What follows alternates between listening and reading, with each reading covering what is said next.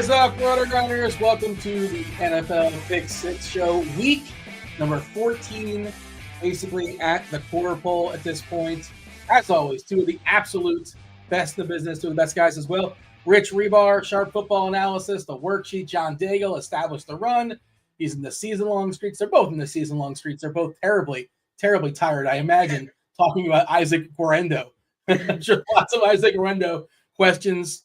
How many more touchdowns can Nick Westbrook-Akine keep scoring? I figured you were going to stop when you said they're both terribly tired. I didn't know the sentence went on. I was already nodding my head. Yes.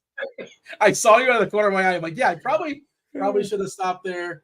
Love what you do, of course. Love what you do, but it is the grind. They don't call it the grinding for nothing. Yeah, NWI is 40% of his receptions. I even know this one. You guys are the stats guys, but 8 catches and 20 touchdowns? No, 20 catches. That'd be outrageous. 20 catches and 8 touchdowns. He literally, like the meme, he can't just keep getting away with it, but he is.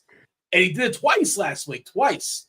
And Will Levis is going to be popular this week, I think. We'll see. It's a Wednesday night, but I just refuse. I can't at this point. I can't all of a sudden, it's the reverse martingale. Like, Johnny come lately, like the week 5, all of a sudden in his run of all these touchdowns. We'll discuss. This is going to be fun. I've been doing this, writing up the games and doing rankings for over 10 years. I'm old. And I cannot remember a quarterback slate that looked like this. Like off the top of my head, I was trying to I was like, there had to be like a quarterback slate like this before, right? But with the way the bye weeks fell and what players we have playing, like I'm like, wow. Like Sam Darnold's QB4 this week. What is life? What is life right now? There's one league, Superflex league, that slipped past me where I have Richardson, Drake May, and Bo Nix, all who were on bye. And if you go to Superflex waivers right now, the best, and this is peak, this is maximum you could get, is either Mac Jones or Drew Lock, and even those guys may just be gone. Also, it's wild. I just assume I don't play in Superflex leagues. I just assume that every quarterback that plays is taken. Is that not the norm? Is somebody's got every quarterback that's actually going to be playing football? Pretty much. You do get surprises, like, with injuries and stuff. There are some backups, like, they're just so bad they're not rostered, right? Like, Yeah. In my home league, my big home league, ever since everyone loves to hear about my leagues, Yes. It is crammed where I have to win this week. And that's the league where I don't have a quarterback. And so I'm going to be spending more money. We do blind auction. I'm actually going to be spending more money than the person whoever wins Isaac Guerendo will spend. And I can guarantee that because I have to have this quarterback. So we're going all in.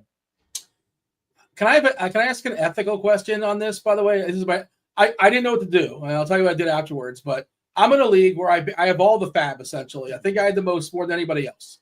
Guerendo is a free agent, but I'm also mathematically eliminated from making the playoffs. And it was not a good season for your boy. But I also want to field a respectable team in case I sort of matter in some sort of tiebreaker or whatever. So should I have spent money on Guerendo or should I have left them out there? You understand that question? Does that make sense? I do. And I think that if the fantasy playoffs have not started yet, then you are free to sign him. Is that the standard? Is that industry standard? If it's the fantasy playoffs and you are not in the fantasy playoffs, you should not do anything. Yes, then you're a terrible person. Yeah, there you go. I just abstained. I didn't want to mess up. I said, you know what? I'm going to leave it be. I probably would have done the same, but I would say if it did happen, I would be like, well, it's still the regular season. Like it's because you can still impact seeding, right? Like you might be playing someone that impact, like, you know what I mean? Like there's nothing worse than when you are in a week like this week and you not only need to win, but you need someone else to win. And then you go look at that matchup and you're like, oh, that person is not winning because they haven't filled out a roster in 2 weeks or whatever. So you can't be that person either. Like you have to still play the part, man. If somebody's relying on me, I want to at least field a team that has a puncher's chance. Yeah. This is also why I'm a proponent of doing something for the quote unquote losers bracket. So everyone is involved year long. No one checks out by week 14 or week 15 because you're still playing for something. Yeah, we always do weekly prizes, and sometimes that doesn't work, but weekly prizes are like a great fix. First and second place each week gets money. It's a great one because it encourages people to set lineups and even when they're out of it and do those things. We also make the last place team double their entry fee Plus, you're playing for weekly prizes. I like that. Survivor angle is pretty fun too. Like as far as the lowest score every single week, it's kicked out of the pool, and like the last team standing, like week 12 or whatever it is, gets the prize. I know we're in week 14, but just as a fun little season-long stuff. We've tried different things. Like I was a bookie for betting lines for fantasy. We've tried that. We've tried a Raz Bowl, so you pick your worst lineup before lineups lock. But eventually, you get so old that you're lazy, and everyone just stops doing it. You play low ball, basically, is that what you're saying? Yeah, we've done instead of best ball, we play worst ball. I like that. Yeah. So Rich alluded to it. 6 teams on bye. No Lamar, no Baltimore, no Denver, no Houston, no Indy, no Pats, no Washington. The best game of the week, Thursday night. Thursday night is the best game of the week. So no Packers, no Detroit. Bengals are off the main slate. Yeah, no Bengals, no Dallas. We can't pick on Dallas. The Chargers and Kansas City. That's fine. FanDuel only. But what a weird game, because like historically, like the old Chargers used to always find like a goofy way to lose, right? They would. And Kansas City, the Bears now. The Bears are the new Chargers. But these teams are the old Chargers. Kansas City is the inverse. They always are a way to win. So there you go. 43 total for that one. Yeah, the biggest total on the board is Buffalo and the Rams. We'll be talking about that one in a second. I think that's our third of the 3 main games, and then it drops to 46 and 45. It's just not an amazing week, but we're all dealing with the same puzzle pieces. Daigle, anything else we should say as far as the overall slate, or shall we just dive in and talk about our first game? Quarterback, since it is a slate where we're likely spending down, we'll talk about a couple options, but it does make it interesting also because these cheap guys have condensed double stacks if we want to get there. If we're trying to isolate to one game and just shorten the slate further if we think everyone else is going to fail. Also, the expensive running backs, a couple in tough spots, and we're somewhat losing the stranglehold that guys had. So it's becoming a little more condensed, and we are getting less confident in paying up for some of these options. Not Saquon. This slate is particularly fun because it feels like, because it's kind of wide open because the quarterback slate, right? Like anything could happen because the quarterback is wide open. But everyone's going to probably roster build by just play. Well, first of all, everyone's going to have Isaac Corretto.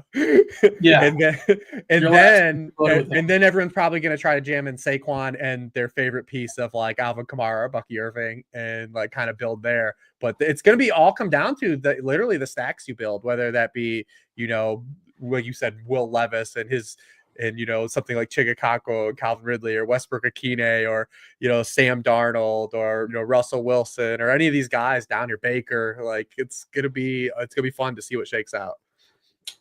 Good week to be different as far as running backs, right? Because you said Gorendo and Barkley are going to be really, really popular. Barkley is just the one guy you need to fail, and it's probably an impossible spot to fail. Well, if he keeps falling on the one, I know he's not doing that lately, but if he goes back to the old trick there, and they have a 29 total, that's a good conversation, because I feel like I'm going to have a player. Because Gorendo's the cheap piece. Like we always talk about this, when you have a guy, especially on FanDuel, he's actually cheaper on FanDuel than he is DraftKings, which really never happens for a running back. But because of the salary factor, like it's hard to punt that, because where are you leveraging the 5,200 salary? Like Saquon's 9K, and I think 80 is he 8,300? I'm not sure on FanDuel. Or what is he? He's 9K on DraftKings and 10K on DraftKings, yeah. And then 10K on FanDuel, my bad. It's like you can leverage off that. Like you could play another real expensive piece, but like Gorendo being kind of in the piece he's in, it's hard to kind of punt that. Like that's all. Like we've lived this with like Dearness Johnson and guys like Chase Brown earlier this season. Like it's hard to do that.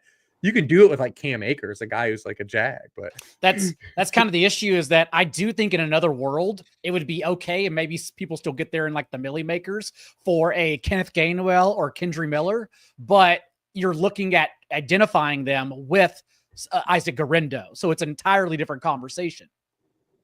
Shout out to Key Lime in chat. Says finally able to catch you guys live. Well, it took 14 weeks, but happy to have you here. This is the slate you want to be live for. No, for real. Like I think this slate is fun. Like because it's kind of chaos. Like I like it. I mean, as well. The two people catching us very live for the very first time, long time listener, but Go ahead. I didn't mean to cut you off, John. Well, you also know I love some good shitty quarterback slates. So like when I was writing them up too, I was like, oh, we're going to talk about Mac Jones on this show. This is going to be fun. 46.5 total in Tampa. The Tampa Bay Bucks are 6.5-point favorites taking on the Raiders. The Aiden O'Connell quarterback Raiders, Baker Mayfield. It's, you watch the games. And I would say there's no official stat for this, but Baker Mayfield has to lead the league in, it looks like that guy just got knocked out for the season. Oh, wait, no, he's back the next play. Who is the guy? If it's not Baker Mayfield, who is that guy? I swear I felt like he's been knocked out for the season at least 5 times this year. But he always gets back. He missed one play because he had to. That's the rules. Otherwise, he would have been in there. But, Mayfield and Mike Evans, who's on pace, right? He's got a decent shot. He's got to work for it, but he's knocking on the door.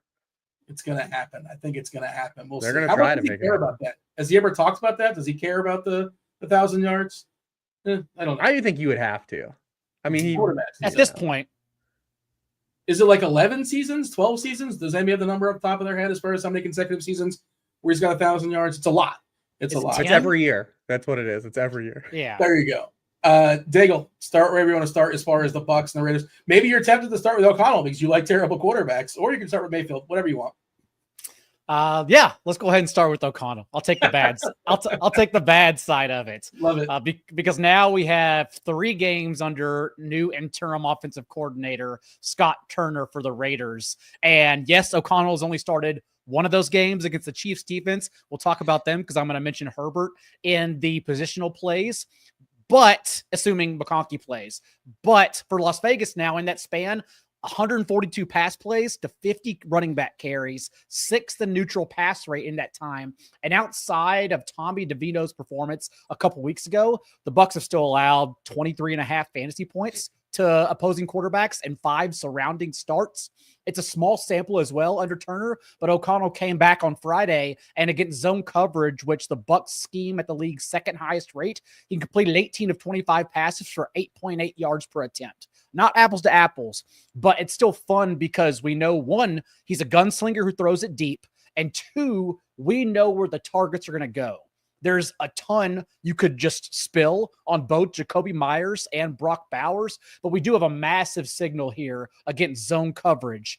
Jacoby Myers, for instance, has caught 40 of 50 passes now this year against zone. Brock Bowers, who is up to 4th in the league in receiving yards. Only Jamar Chase, Justin Jefferson, and Terry McLaurin have more at any position. He's not only averaging 13 targets out of Las Vegas's bye, but just massive splits. Leads the league with 32% of his targets against zone coverage, at least leads his position. And no other receiver against zone has reached over 530 yards. He's at 622. Like, this is just kind of the perfect game built for O'Connell in this double stack if you want to run it with some Bucs pieces here to bring back. Looking like Myers is going to get a bunch of ownership. Not sure about Bowers. Of course, you got to pay for him. That's one of the ways you can get unique on a slate, because I don't think anyone's paying for tight ends this week. I mean, what are you going to – you're guaranteed, 5, 6, 7 catches from Bowers, basically? I don't know what the floor is. He's got double-digit targets 3 games in a row and in 6 of his past 8 games. Like, I mean, you could definitely drag a Chigo Conqueror, Juwan Johnson gamer to the shadow realm with 12 catches. McBride doesn't even score touchdowns, and he gets there every week. Yeah. What's the number? I saw you tweeted it out, or I guess it was a skeet, I think. That's what we're going with. It's on both. I think it's on both. Yeah, it might be on both. Maybe it's on both platforms. Yeah. I think I posted on both. What's there, 70 something and counting for McBride as far as he's only one. He's behind one guy. Who was the one guy? Keyshawn Johnson, 2001. Just it's the guy he's like that's been consistently ahead of him. But it's fun. It's fun to do that every week. Just do the update of how far he's gone without a receiving touchdown. He does have technically 2 touchdowns too, but It is fun because like Josh Allen on Sunday night got credited with a receiving touchdown. Also, we talked about the Jahmyr Gibbs play. That was the that never happened since 1984, and it happened twice this year where a guy has a touchdown catch without an actual reception in a game. It's just kind of fun. Something else? Is that a reception? Was that a reception? No, they don't call it a reception. You get a receiving touchdown. Okay. That's why, because Gibbs had one earlier on the hook and ladder. Also, I'm all for the renaissance of the lateral this year. Like, I am all for this. Like, pitch that thing around, man.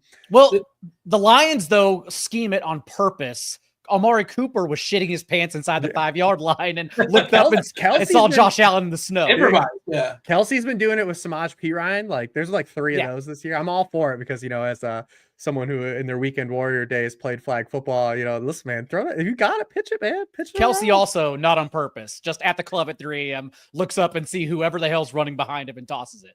I think, isn't Randy Moss involved like in a famous hook and ladder? That was kind of with Mo Williams.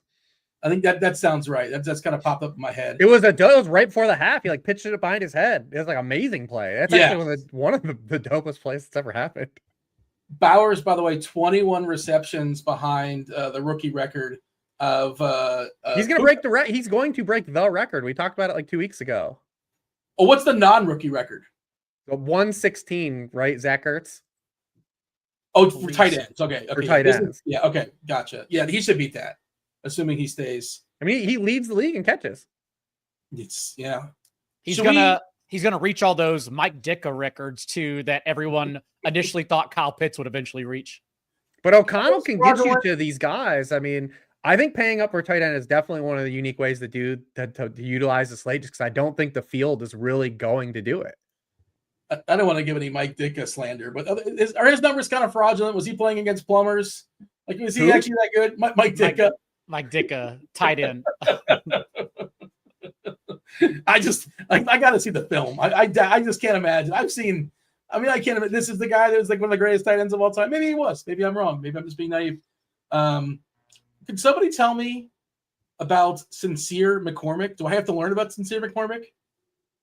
I don't, because again, we just talked about at the top of the show how we're trying to compare all these guys for cheap to Isaac Garindo. Also, the Raiders are a team where, we've had them in softer spots than the Bucs, and they just can't run the ball. They're like Seattle, where you just can't trust them. And worst of all, whether we get Alexander Madison back or not, just the fact that they wanted to have a renaissance in their backfield and now lean on McCormick as an early down guy, and then Abdullah still catching passes, like a backfield timeshare with the Raiders is even worse than them trying to use one running back to run the ball. It's a mess.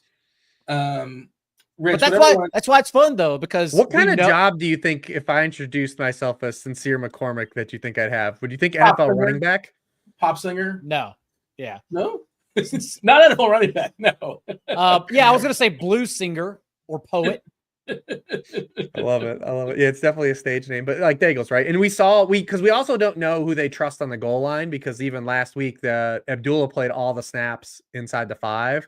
And if like Madison comes back, do they just trust those guys more, right? Like a veteran, like that's a total thing. Like a linebacker head coach would do, is just like trust like a veteran player more on those touches. So, Rich, I assume you want to talk about Bucky Irving. I mean, we don't know. Obviously it sounds like he's going to play, but I mean, I've said it all for 2 weeks, right? Like, now the world is on board. I'll tell Todd Bowles right now, Bucky Irving can't be returning kickoffs, dude. Like, this is a no-go, man. But we gotta, like, he's earned the role. Like, you just put Rachaad White back there now if you want to do that. You're not doing anything else with him. So, like, Bucky Irving has been so awesome all year. Tackle breaker machine. We knew 2 weeks ago we were ahead of the game. Like, it looked like those 3 games they played without Mike Evans and Godwin before the bye, where they were in negative game scripts, it kind of masked that Bucky Irving had taken over that lead rushing role. And it's just he's dominated the backfield since the bye. And another good spot, against the Raiders at home. The one thing to watch Bucky Irving, though, is like, because he is a smaller guy, he's like 192. And we did this a little bit with Devin Achane last year when his role got extended. Like every time they extended his role, he picked up some new injury. And like now we have this thing where like Bucky Irving's on like his 3rd injury of the year. And maybe that just kind of gets in the way, but it's another dope spot for him. Just home favorite against the Raiders. It's pretty easy to just go right back to him as long as he logs some full practices by the end of the week. Sean Tucker also hasn't touched the ball since he fumbled on that second goal line carry that he stole from Bucky a couple weeks ago. Yeah, Bucky he grinded down the game. He was the closer last week. He was close to 100 yards and he just flew right through it. 25 carries, 150 plus yards, and of course some catches.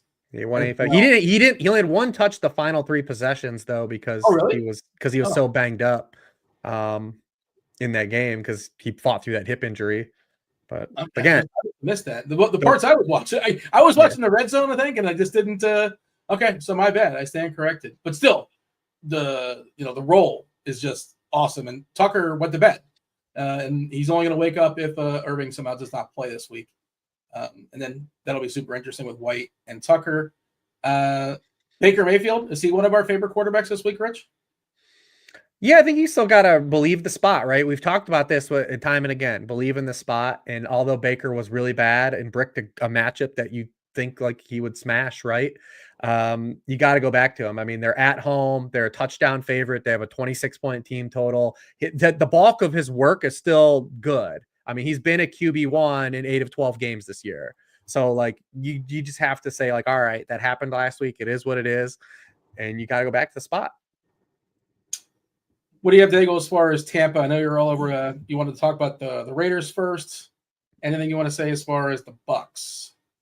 You touched on it. Mike Evans trying to get to this record. The exact numbers, he needs 95.8, so 96 yards per game the rest of the way to get there. The Bucs are also competing for the division, so they're likely playing this one out all the way down to the wire. And more importantly, when we talk about stacking up this game or playing Baker Mayfield, you know where to go to as well. Because a couple of weeks ago, when we hinted at Bucky Irving getting the change, we also suggested to everyone what's happened with Cade Otton and how he was used inside the red zone and the end zone, basically taking Mike Evans' targets. Mike Evans comes back, and we've really seen the fallout for Cade Otton as well. And now on the entire season, averaging just 6.5 fantasy points per game and the games he's played with Mike Evans. And so the fact that it's Sterling Shepard, who is their second receiver, but we really can't even get there because they're still spreading the ball out to these other ancillary pieces behind Evans. We can just keep on going back to Evans. Yeah, I like it. Nate Hobbs didn't practice today again. He's been out the last couple weeks, and they've been a little bit softer against wide receiver ones. Raiders still have only allowed one 100-yard receiver all year. Kind of a weird stack, but it's kind of arbitrary because like Hopkins had 90 and Sutton had 97. So but is it also because they're behind a lot and like teams just start running? No, I mean they do have good pieces. Like the Raiders actually do have good defensive pieces. It's just they're banged up. Like their secondary is just beaten up the last couple weeks. By the way, this is year 11 for my. Also, the Raiders, for as bad as they are, because they have a donkey head coach, like they fight. Like this is a team that does play hard, and like they're typically competitive. They just have a head coach that doesn't understand game theory at even a remote level. And I mean, I still just think about him kicking that field goal against the Rams, right? Oh. It was like 2.5 minutes left, and they're down like 8. They were down 8, and it was to cap off, I believe it was a 97-yard drive. Like they got all the way there and they kicked the field goal. It's like, bro. Like that's when I don't want to make accusations, but like that almost feels like it's too obvious.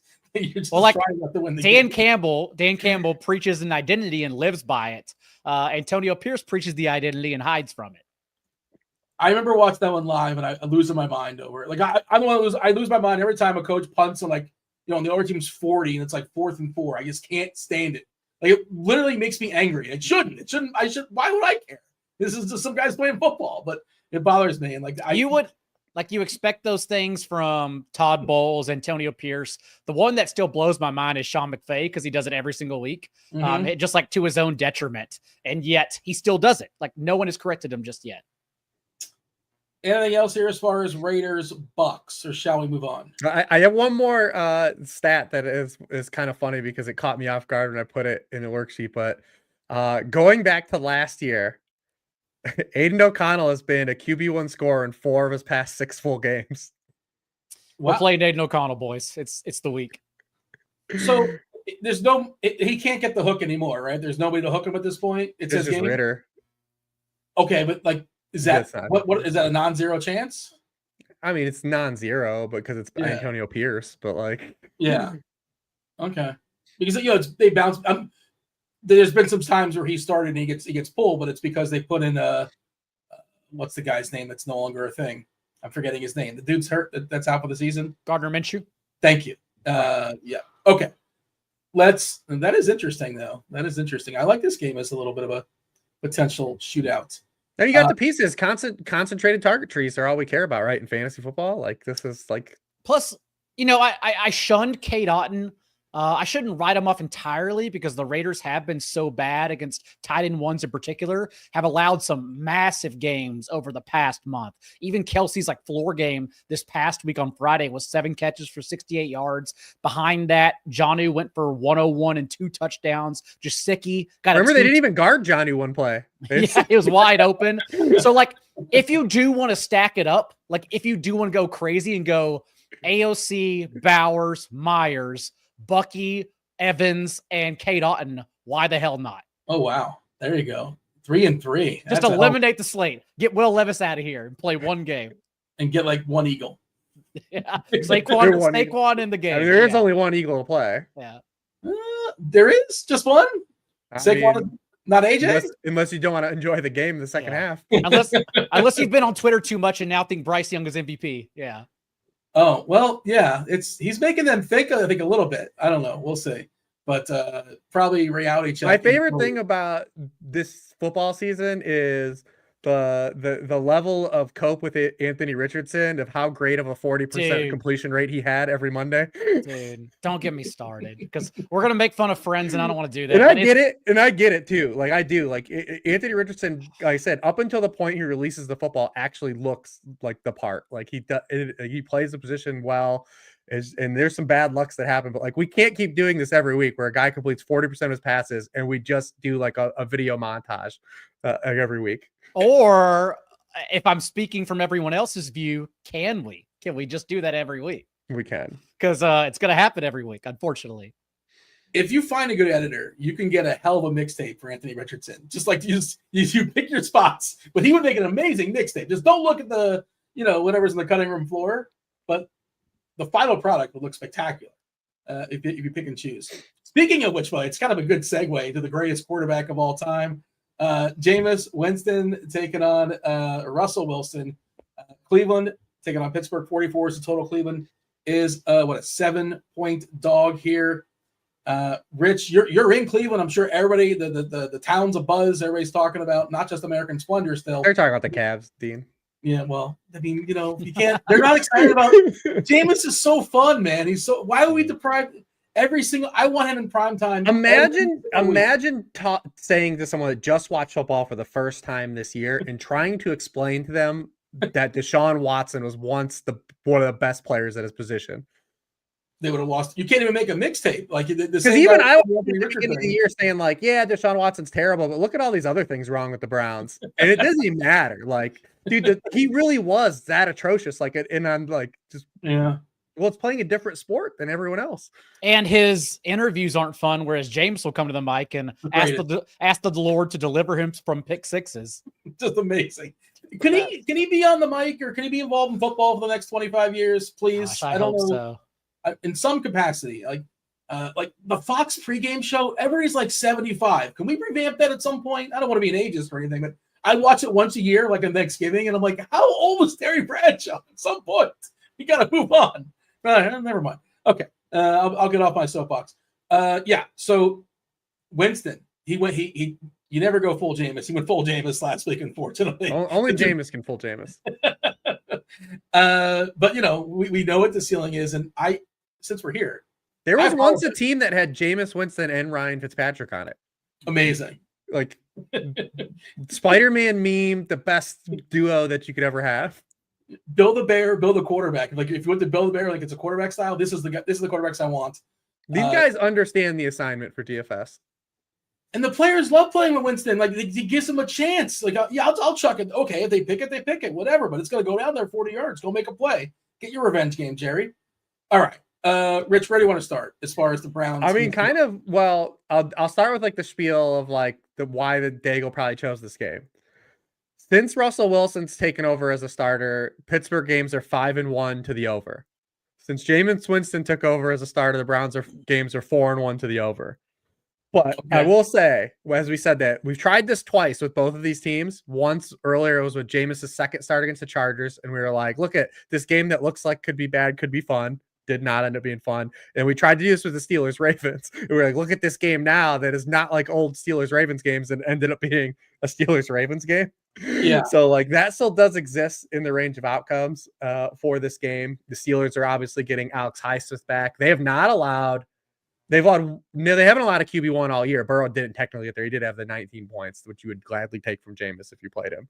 But they are getting Alex Highsmith back too. So there is at least some like element of concern here that like we could run into the buzzsaw, but I mean, it's Jameis, man. Like crazier things have happened. And then Russell Wilson is just doing what Russell Wilson does. I call him the James Harden of the NFL. He takes layups and shoots threes. That's the Russell Wilson experience. He doesn't throw to the intermediate levels at all. He's out here shooting, baby. And that's what we love. And that's why these games have been kind of fun for these teams.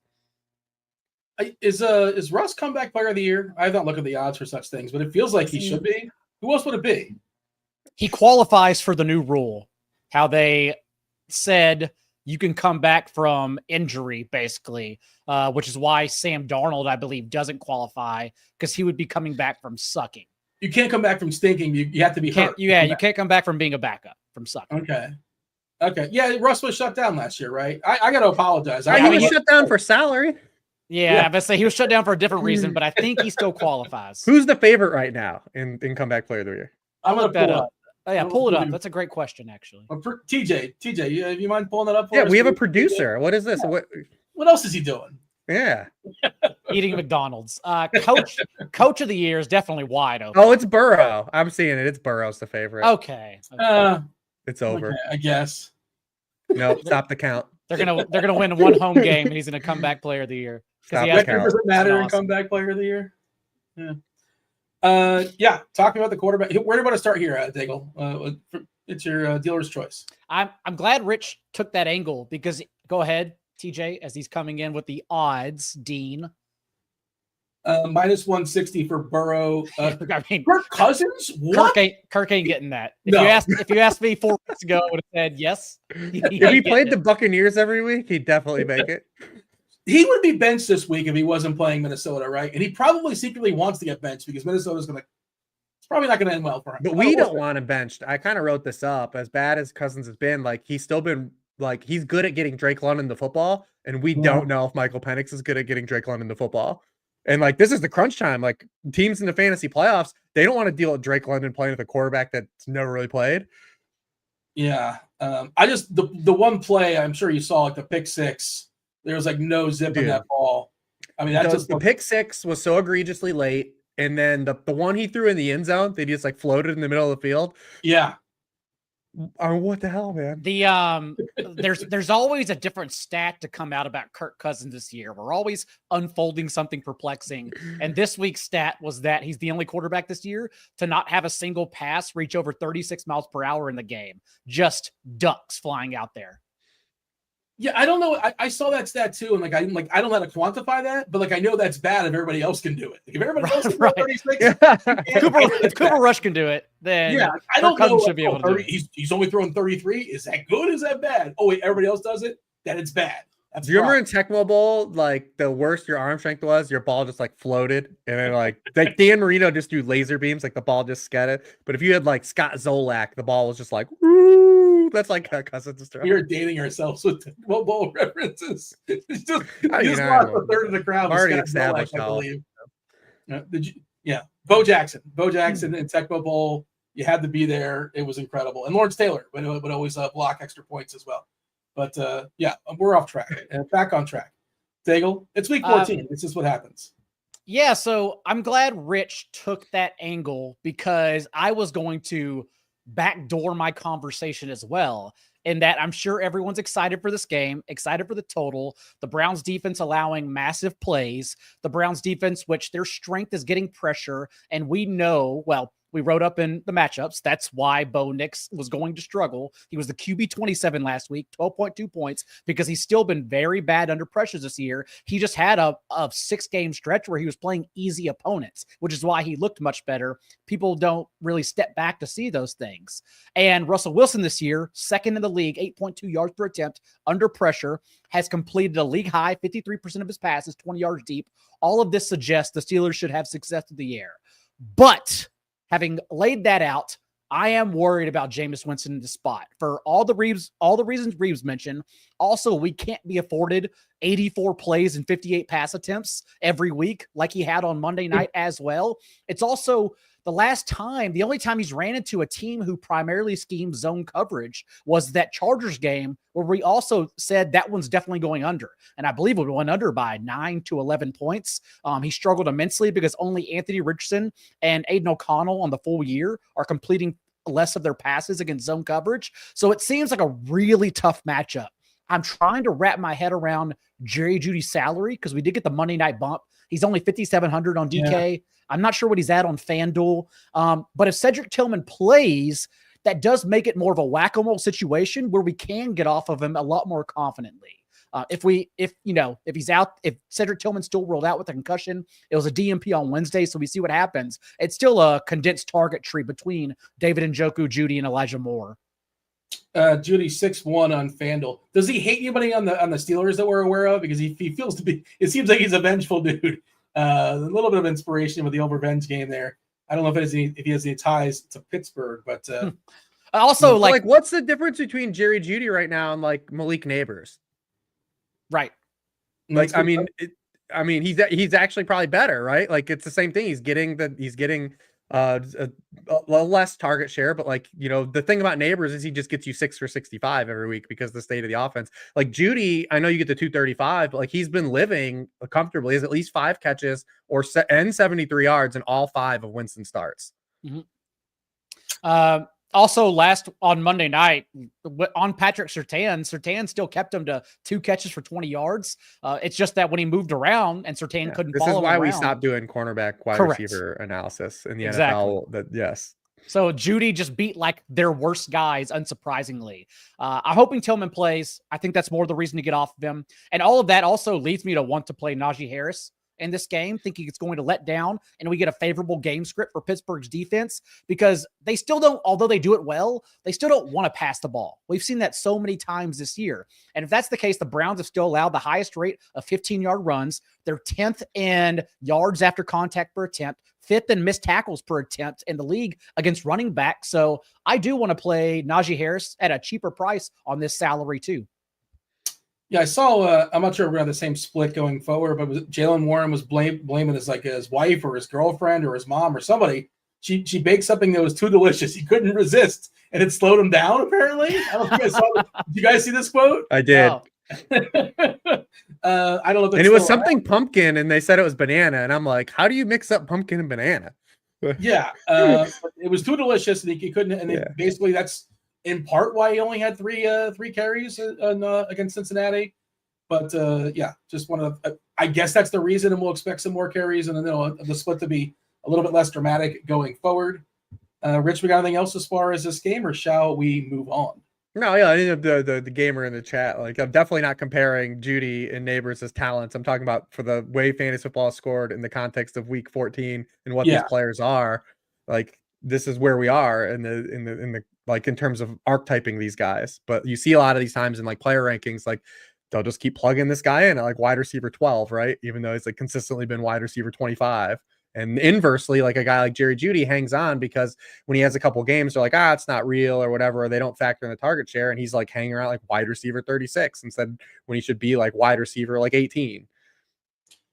I'm on Sharp Football right now, and I'm pulling up your rankings. But I feel like you're probably referencing something you were debating probably today, I imagine.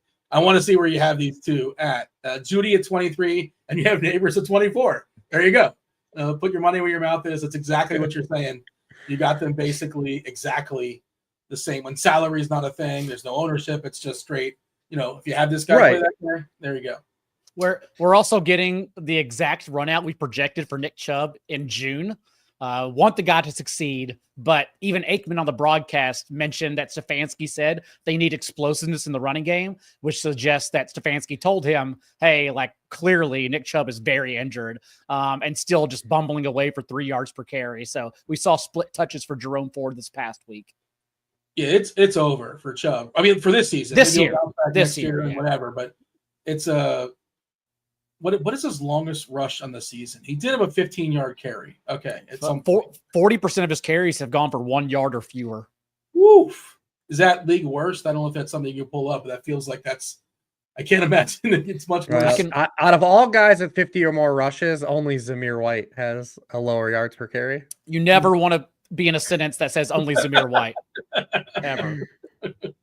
Zamir White was like the one mid-range running back pick that didn't work out for gamers this year. It's just Alexander Madison. Seventh rounder, something like that. 6 or 7. He was the running back dead zone, right? I think that's where he was getting taken. It was just the Alexander Madison argument copied and pasted for those that understood. Mike Davis. Mike Davis. Go back to you just can't be you can't be planting these guys in roles when go back to college and they haven't had those roles at all. There's a reason why you can go back through their entire careers and they haven't had those roles. Last game amongst the three, biggest total on the board. Buffalo coming off that big win on Sunday night, basically finishing the San Francisco season, destroying them in the snow. Now they're on the road in the dome. 49.5 is the total.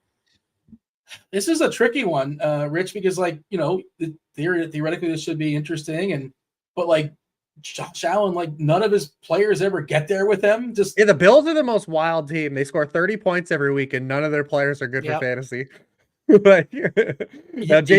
James Cook has actually been good, but he's not even dropping ceiling games. Even Allen himself. That was the last Sunday night was the first time Josh Allen was a top 6 scorer since week 3. Oh wow! Yeah, it's the first time he finished higher than QB5 since week 3. It was his first top 6 scoring week since week 7.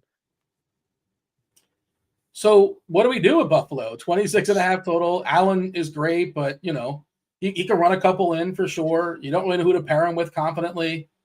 But the context of the slate, Allen though could bury the slate. Beat every other quarterback by 10 points. When you're talking about quarterbacks that can put this slate out of reach, that's my colleague Kylo likes to say on Fridays, when he's looking at slate, Allen, because look at the quarterbacks on the slate, Jalen Hurts, and we'll talk about what's going on with the Eagles, but they're quarterbacks that could theoretically get you 25 plus points.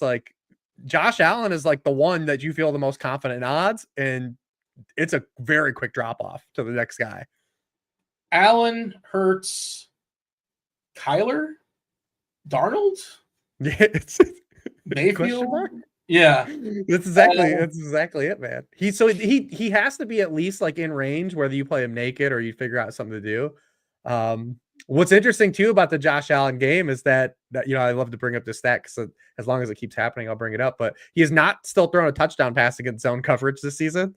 He's now facing a team that is 26th in the league in rate of man coverage that just really only plays zone coverage. So that'll be fun to see put that to the test again for another week.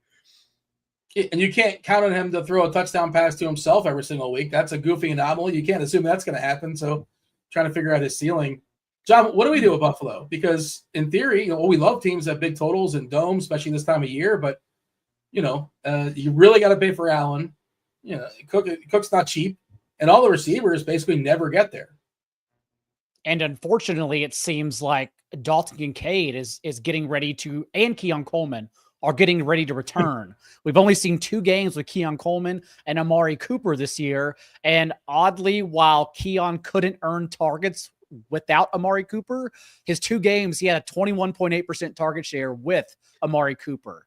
Also, in those zone splits we've discussed, Khalil Shakir is 6th in the league, 29% of his targets against zone coverage, but also no touchdowns because, again, Allen hasn't thrown a touchdown against zone. And it's the type of usage that, again, we always talk about with Shakir, we really don't care about. He has had 1 end zone target on the year, an 8.5 ADOT against zone, so he doesn't bury you either.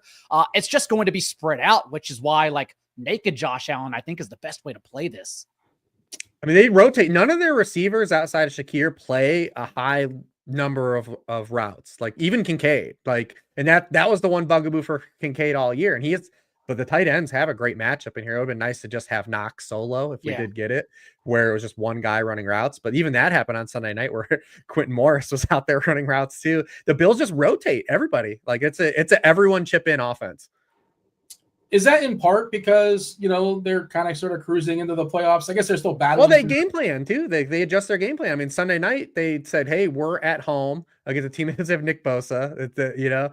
We're going to play an extra lineman and it's in the snow and we're just going to run down their throat." And they adjusted. So give them credit. I mean, it's smart. The Bills have scored 30 or more points in 6 straight games. If they do it again this week, it'll break their franchise record. Ah, that's an interesting stat. I know you like to keep up with the record podcast. Yeah, for sure. Is the record from the Jim Kelly days? Do you know? I think it's like a two or three times it's happened, but it will break it. Like they've had a couple sixes. Yeah. Daigle, the Rams, we know where the ball's going, right? And the other thing too, with Shakir, the Rams allow the lowest rate of receptions to slot receivers of any team in the NFL. Yeah. I am also a little bit worried about the Bills, like relatively to the Bills' performance too. Like we're talking about a massive game. So the last two games they played was basically their Super Bowl against the Chiefs. They go to the bye. They come back in a massive home primetime game where they can clinch their division and go to the playoffs on Sunday Night Football. And they do that with ease. But now they're having to travel coast to coast for this early kickoff. Like, I don't know. It just seems like a classic letdown spot that we talked about with the Chargers last week as well, where they had to go coast to coast, and the Chargers did let us down. Like, they were no offensive touchdowns. They were sacked 5 times. They just happened to also score because Kirk Cousins throws 4 picks. Daigle, what do you have on the Rams? It's like with the Rams defense, it's been pretty tough against Buffalo's defense. And I know everyone ultimately, I was so shocked when I flipped I knew Stafford double stacks were going to get played last week. It was a condensed slate, but we were talking like 75, 80% collective ownership when the cards flipped. I was totally shocked that otherwise I just would have late swapped off of it entirely. But this spot is a lot different. Lamar Jackson is the only quarterback who scored over 18 fantasy points against this Bills defense. And he only did that because he had 54 yards and 1 touchdown with his legs tacked on as well. How you beat the Bills is by running the ball. And weirdly, we saw last week because the Rams opened the game. They only ran 3 plays in the first quarter, and it was a 3 and out, all 3 passes. So we didn't get to see their running back rotation the week after Kyren Williams had fumbled twice. They come back out on their second possession, and Blake Corum gets not 1, but the first 5 carries of the game for the Rams. And then from that point forward, Kyren Williams not only out-touches him 16-3, but also goes for over 100 yards and looks awesome with a rushing touchdown too. The way you beat the Bills is still against their front 7. They're still allowing 4.9 yards per carry. Perhaps since they got Matt Milano back, that rate gets better over the second half of the season. They become a better rushing defense and plug some leaks here. But right now, that's how you beat them. So I think the way I would play it is through Kyren Williams. And last week, the Rams had their starting offensive line intact for the first time all season. We didn't get a lot of clarity on like how good that unit is because they faced the Saints, but we'll put it to the test again this week. Whereas against the Niners on Sunday night, like no one remembers because they got absolutely murdered. But Christian McCaffrey was averaging 7.5 yards per touch. Jordan Mason averaged 6 yards per carry. Garendo came in, averaged 4.5 yards per carry and a touchdown. Like at least last week, they could still beat them in the snow from the ground. I mean, I don't have the ability to do this, but I sent out a tweet or a skeet, and I said that like, finally it took 3 weeks, but CMC looks exactly like the old CMC, and then immediately you cursed him. Surely I wasn't the only person that did this, but he looked spectacular. He looked great, and then football injury, brutal. Cooper Kupp is at a season low 7K for what it's worth. If I'm hearing you guys right, but I'm hearing this is kind of like a sneaky possible upset for the Rams. Maybe take the 3.5. I don't know. I think it's going to be a letdown from the total at least. I mean, this Rams team I can't support because they 1 week look awesome and then like it's just all year with it's every NFC West team, right? Correct. The Seahawks have won a bunch of games in a row, but their offense has been trash for like a month, and it's why I'm sure Daigle left that. He couldn't even go back to that game because a couple weeks ago when we did it. It's like and no one wants to win the NFC West. That's what the chat is even mentioning because I've seen the optimals. Kyler's popping up because he's indoors against Seattle, and I'm like, I don't think I can do it personally, just because we saw that game a couple weeks ago, but also Seattle's defense still the last month. Like we hinted at that when the trend started too. They've been turning it around a lot more, especially against the run. So a bit skeptical there. Not to change games. We'll run it back as far as our favorite quarterbacks. But yeah, the optimals I ran on DK. The most popular quarterbacks, Levis, Geno, and Kyler Murray, and then Sam Darnold. And Geno's been in optimals for like 2 months, it feels like. Like the last 2 months, he's just been there. But he hasn't since their defense has been good. He doesn't have the same dropbacks that he had in the beginning of the year. Because the big thing with Geno early on was just like, well, Jesus, he's dropping back the pass 45 times a game, like, and he's just running to bad luck with touchdown luck. And now it's getting to like right around 30 pass attempts per game because the defense is good, and it's not the same. So it's interesting that he keeps popping though. And we talk about the Cardinals, like this Cardinals defense, they don't give up a lot of points. They just don't. They've allowed the lowest touchdown rate at home this season. They're bend but don't break. They don't do like anything special, like, but they just don't give up a lot of points. They are a plastic straw. They will truly bend to the utmost content, but they will not break. Yeah, it's also a dome game. This time of year is always kind of a bit of a perk, bit of a bonus. I don't mind people chasing it because it's like one of the games where you're like, well, if you get it right, you get it right. Mm-hmm. But that's not a game where I'm gonna have a lot of players over ownership. It's gonna be like a onesie twosie thing, probably just like a mini of like JSN plus McBride, and something like that. I hear the weather's good in Tampa Bay this time of year for Aiden O'Connell. There you go. John, you said before the show, like, you're always in charge of picking out 3 games. Yeah. You had a little bit of regrets. What was the fourth team? We don't have to go through the fourth team, just like go through all of it. Just curious, what was the other team contending? What was knocking on the door? It was Jags Titans. that was literally it. Because I think both sides now the total keeps coming down. So the market is definitely saying you are wrong. But both defenses, even the Titans defense over the last month has started falling apart. These things happen. You start catching these trends over the second half of the season. Chiefs. They've had the Chiefs. We're going to talk about Herbert too in positional plays. But the Titans have now allowed a top 12 quarterback in 5 consecutive games. So Mac Jones, like to Brian Thomas, and then you run back Calvin Ridley, Nick Westbrook-Akine, which I believe will be the popular double stack with Levis in this slate. Sure, like that can certainly be a thing.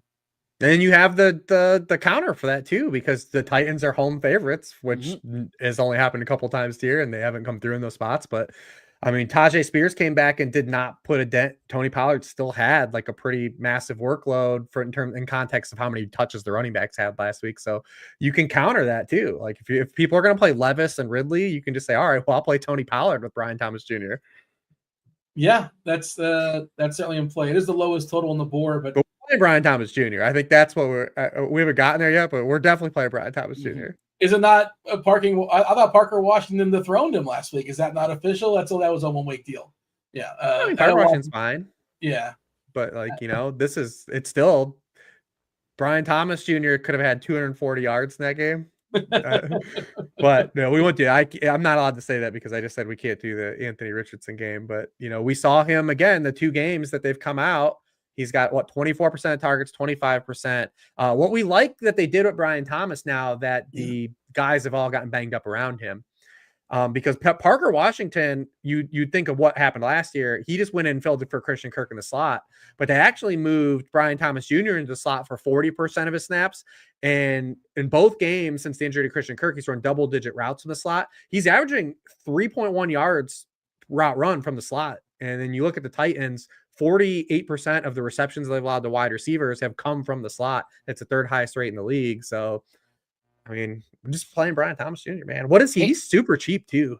Yeah, and I love the play. I love it. And while he's cheap for what he offers, Parker Washington, like I expected to log on and see 3,400. They just went straight to the mid 4Ks. They're like, screw this. We're not letting anyone have a cheap receiver on DraftKings at any point this year. There is one that's hitting some optimals, not all of them, but some. And I got to get a take from you guys because I can't.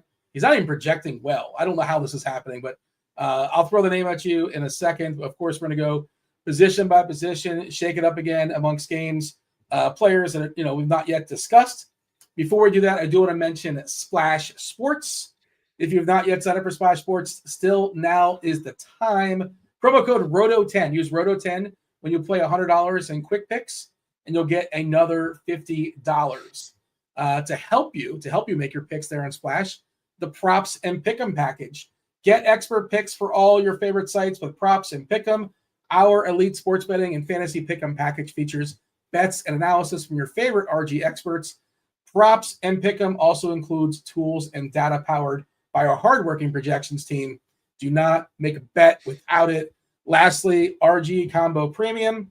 DFS, all about value. busiest time of the season as far as the sports season, which means it's the perfect time to sign up for RG Combo. For a limited time, get your first month of combo access for just $79 and change, just $5 more than NBA Premium. Go ahead and check out the links in the description on the YouTube. While you're doing that, hit the like button on the YouTube as well. Like, subscribe, turn on notifications, do all those things. Okay, Daigle, open up some gross quarterbacks or some good ones. It's your choice.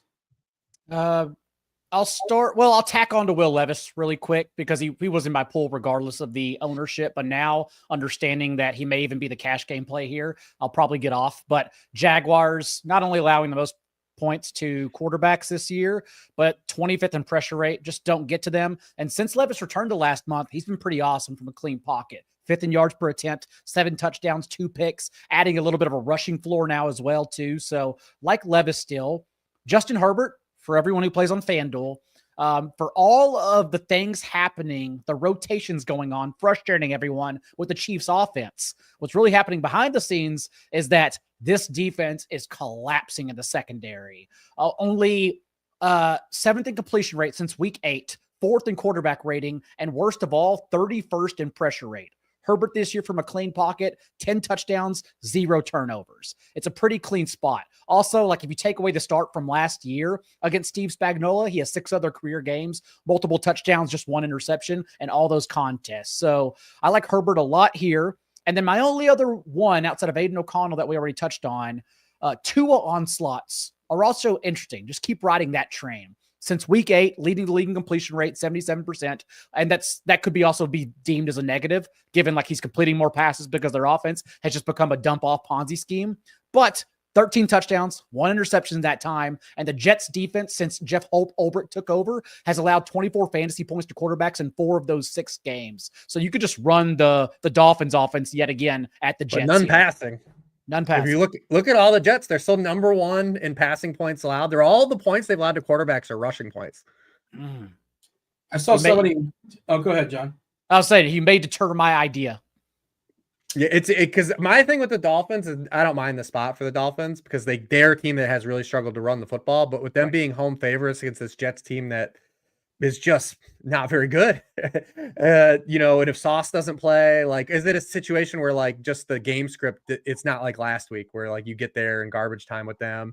That's my one worry because the Jets have been a worse defense since they fired Robert Saleh. But if you look under the hood, it's all rushing points to quarterbacks. Somebody in chat was saying they're one of 8 people left in their Survivor. And like they said, how do you like the Dolphins? Or you need Rob. I mean, well, yeah, Rob's crushing in Survivor. He'll be on later, but like not knowing anything else, like you can get a 6-point favorite in week 14. I feel pretty good about Miami. I don't know what your options are, but most options are probably worse than that. I feel pretty good about Miami. We don't know about Breece Hall either. We may have to add Braylon Allen to this stack of cheap running backs because he can catch the ball too. That's the equalizer. Yeah, 5K Braylon Allen, by the way. My usual theory is to not take divisional games, but I'm also not in my Survivor. Yeah, and it's also like week 14, so you're. And other options were Bengals or the Bucks. I'll see the Bengals. I've already bet the Bengals, so you can commiserate with me. Bucks is pretty good actually too. I don't. Yeah, home favorite. Non-conference game. That's how I feel about the Bengals too. The Bengals line is absolutely mind-boggling to me though, that they're only laying 5.5 to the Cowboys. Yeah, I agree. They've absolutely smoked every bad team that they've played outside of the Week 1 Patriots game. And they probably a couple bounces of the ball here and there. They could be, have 3 or more wins. I think you can. They're a good team. They're a good team. The Cowboys are not a good team. No. Yeah. Might have to hit that 5.5. Is it what I'm saying? Yeah, that's what I'm saying as well. Yeah. We'll tell you what. We'll ask Rob when we go. Because Rob's we have to default to him being the expert of if he would take Bucks or Bengals. I would think he would take the home team, right? I would think so. Yeah, I think it's between Tampa and Miami. He's like both of those are pretty good options, and I would probably look at the schedule remaining. I'm assuming he has, but I don't know if you guys know the schedule remaining off the top of your head. Assuming you move beyond that, but Tampa Raiders does avoid the division game. Yeah. No, wait. No, it doesn't. Never mind. I don't know what I'm saying. Rich, what quarterbacks for you? We're doing all quarterbacks. Let's see. Well, we talked about a bunch of guys that got bad. Oh, you plays will play. you had the Jalen Hurts stats you wanted to talk about. Well, we'll talk about him with Saquon because Okay. we'll get to Saquon, but the couple other guys that I think are just in play because I think it's a wide open board, right? The one that will probably else pop Dean is probably Darnold, I'm guessing. Just Atlanta's so bad in terms of generating pressure, and Darnold's another one of these guys like Baker that has just been consistently kind of just really steady all year. He had that one brick against the Jaguars, but he's been a QB 12 or higher in his last 3 games. He's been a QB 1 in 8 of 12 games. He's thrown multiple passing touchdowns in 9 of 12 games. Like you just kind of know what you're getting from him. We also like that, Atlanta's a very passive team.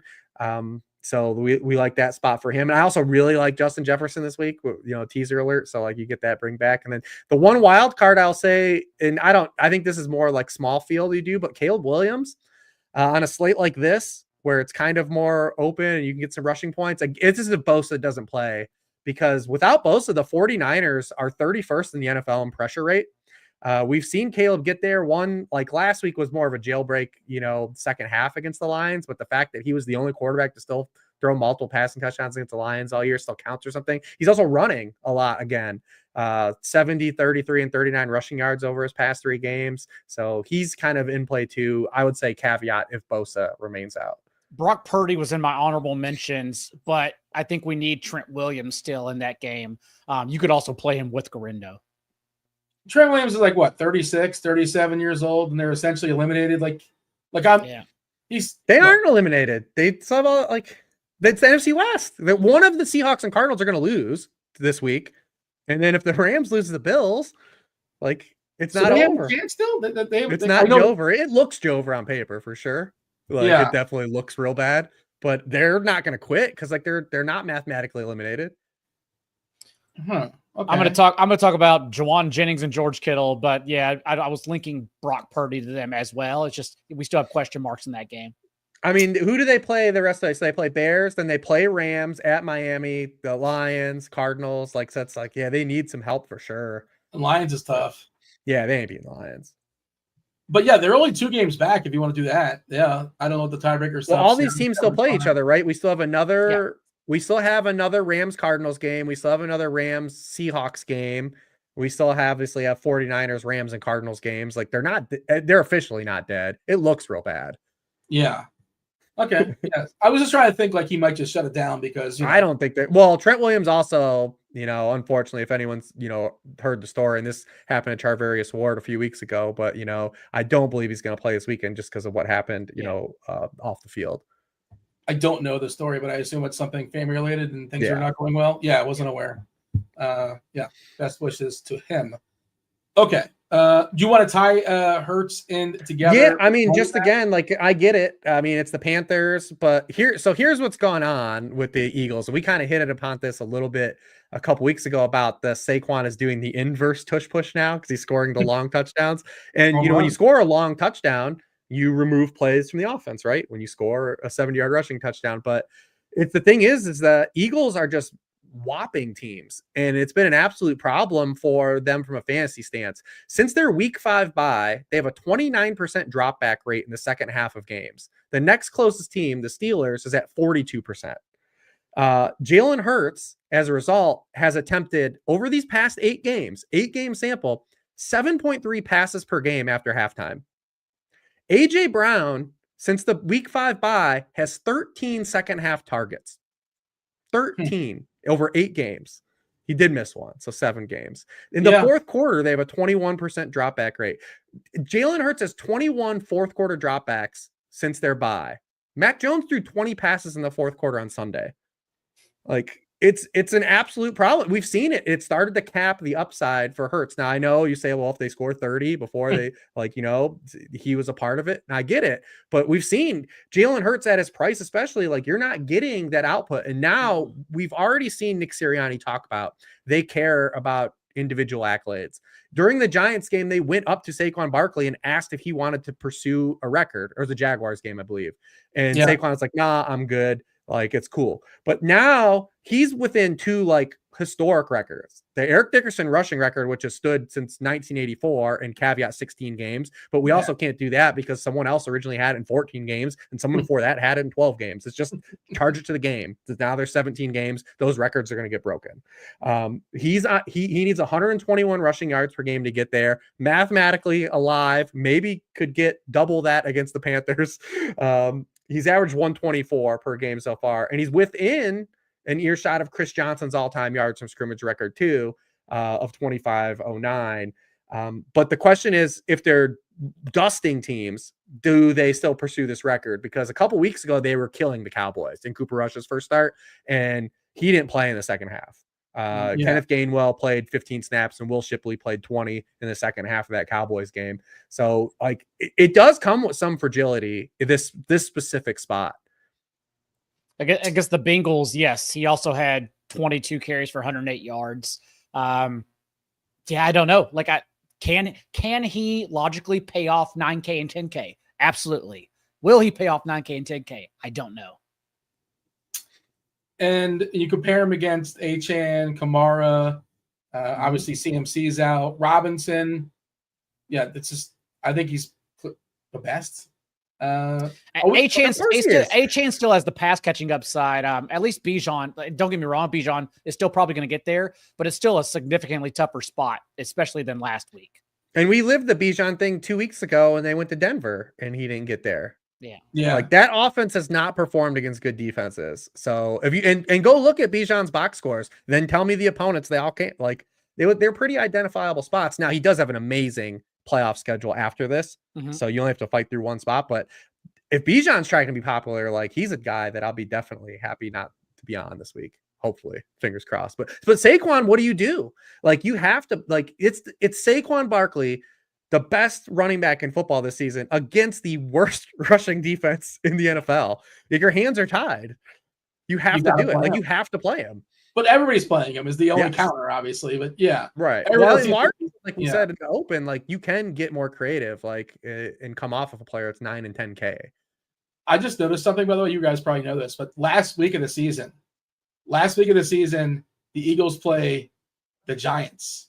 He can do this record against. I don't know how meaningful the game will be. Who knows? But like, I mean, how and that's what's going to happen with the Eagles. But they are still technically, like they're definitely Packers. They're cheering for the Packers tomorrow. Like they're hoping, like they're right on the Lions' heels.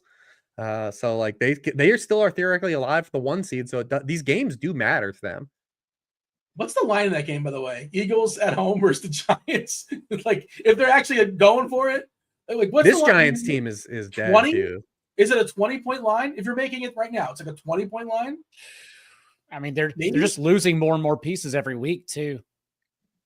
It's an outrageous number, whatever it is. I mean, the Panthers are allowed. We talk about those records. So Saquon needs to average 147 yards from scrimmage per game to run down Chris Johnson. The Panthers are allowing 171 yards from scrimmage to running backs.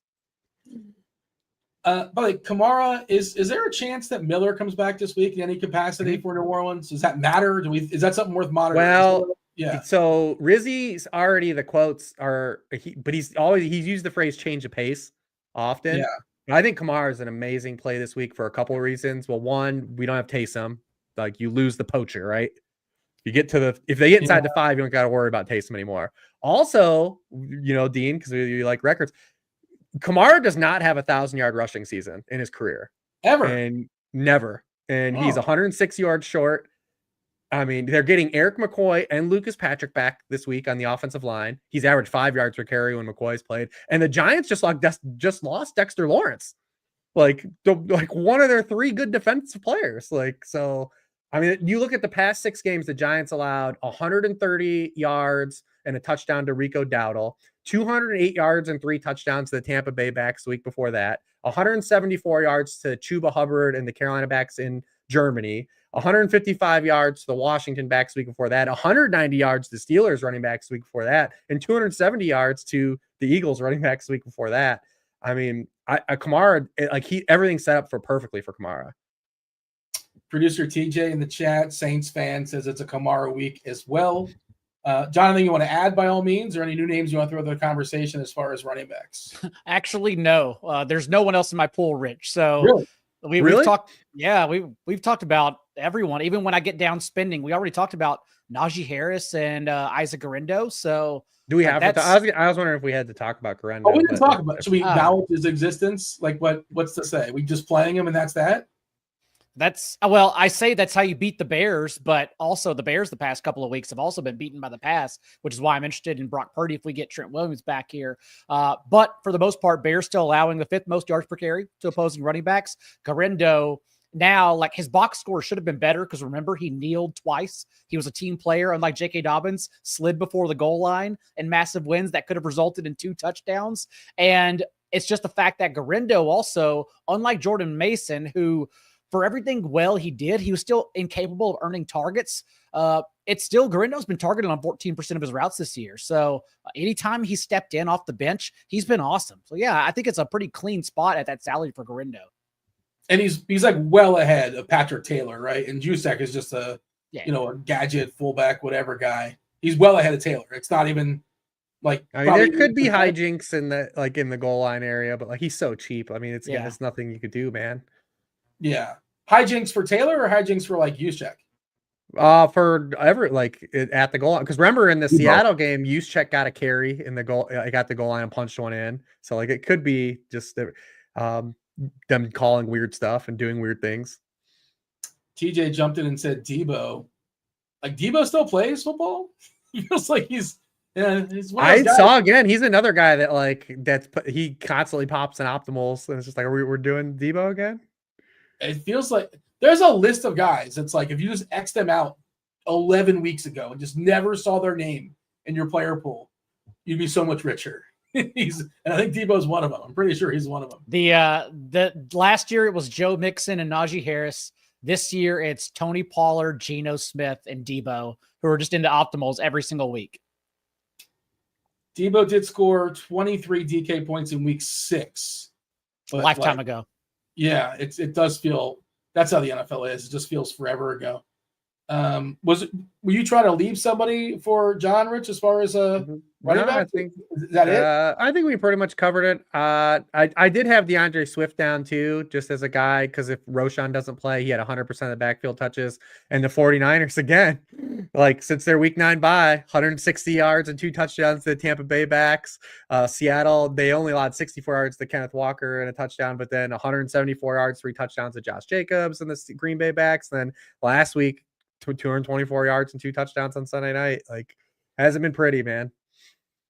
Is Pacheco interesting on FanDuel at 6-7? Like, if it was full Pacheco, it's a pretty good price, but I guess he's not fully there, right? Just like DeAndre Hopkins, I don't think we're ever getting full Pacheco to the playoffs. I think this Chiefs, and maybe not even then, I think this Chiefs entire offense is just interested in mixing everyone up, getting ready for the playoffs.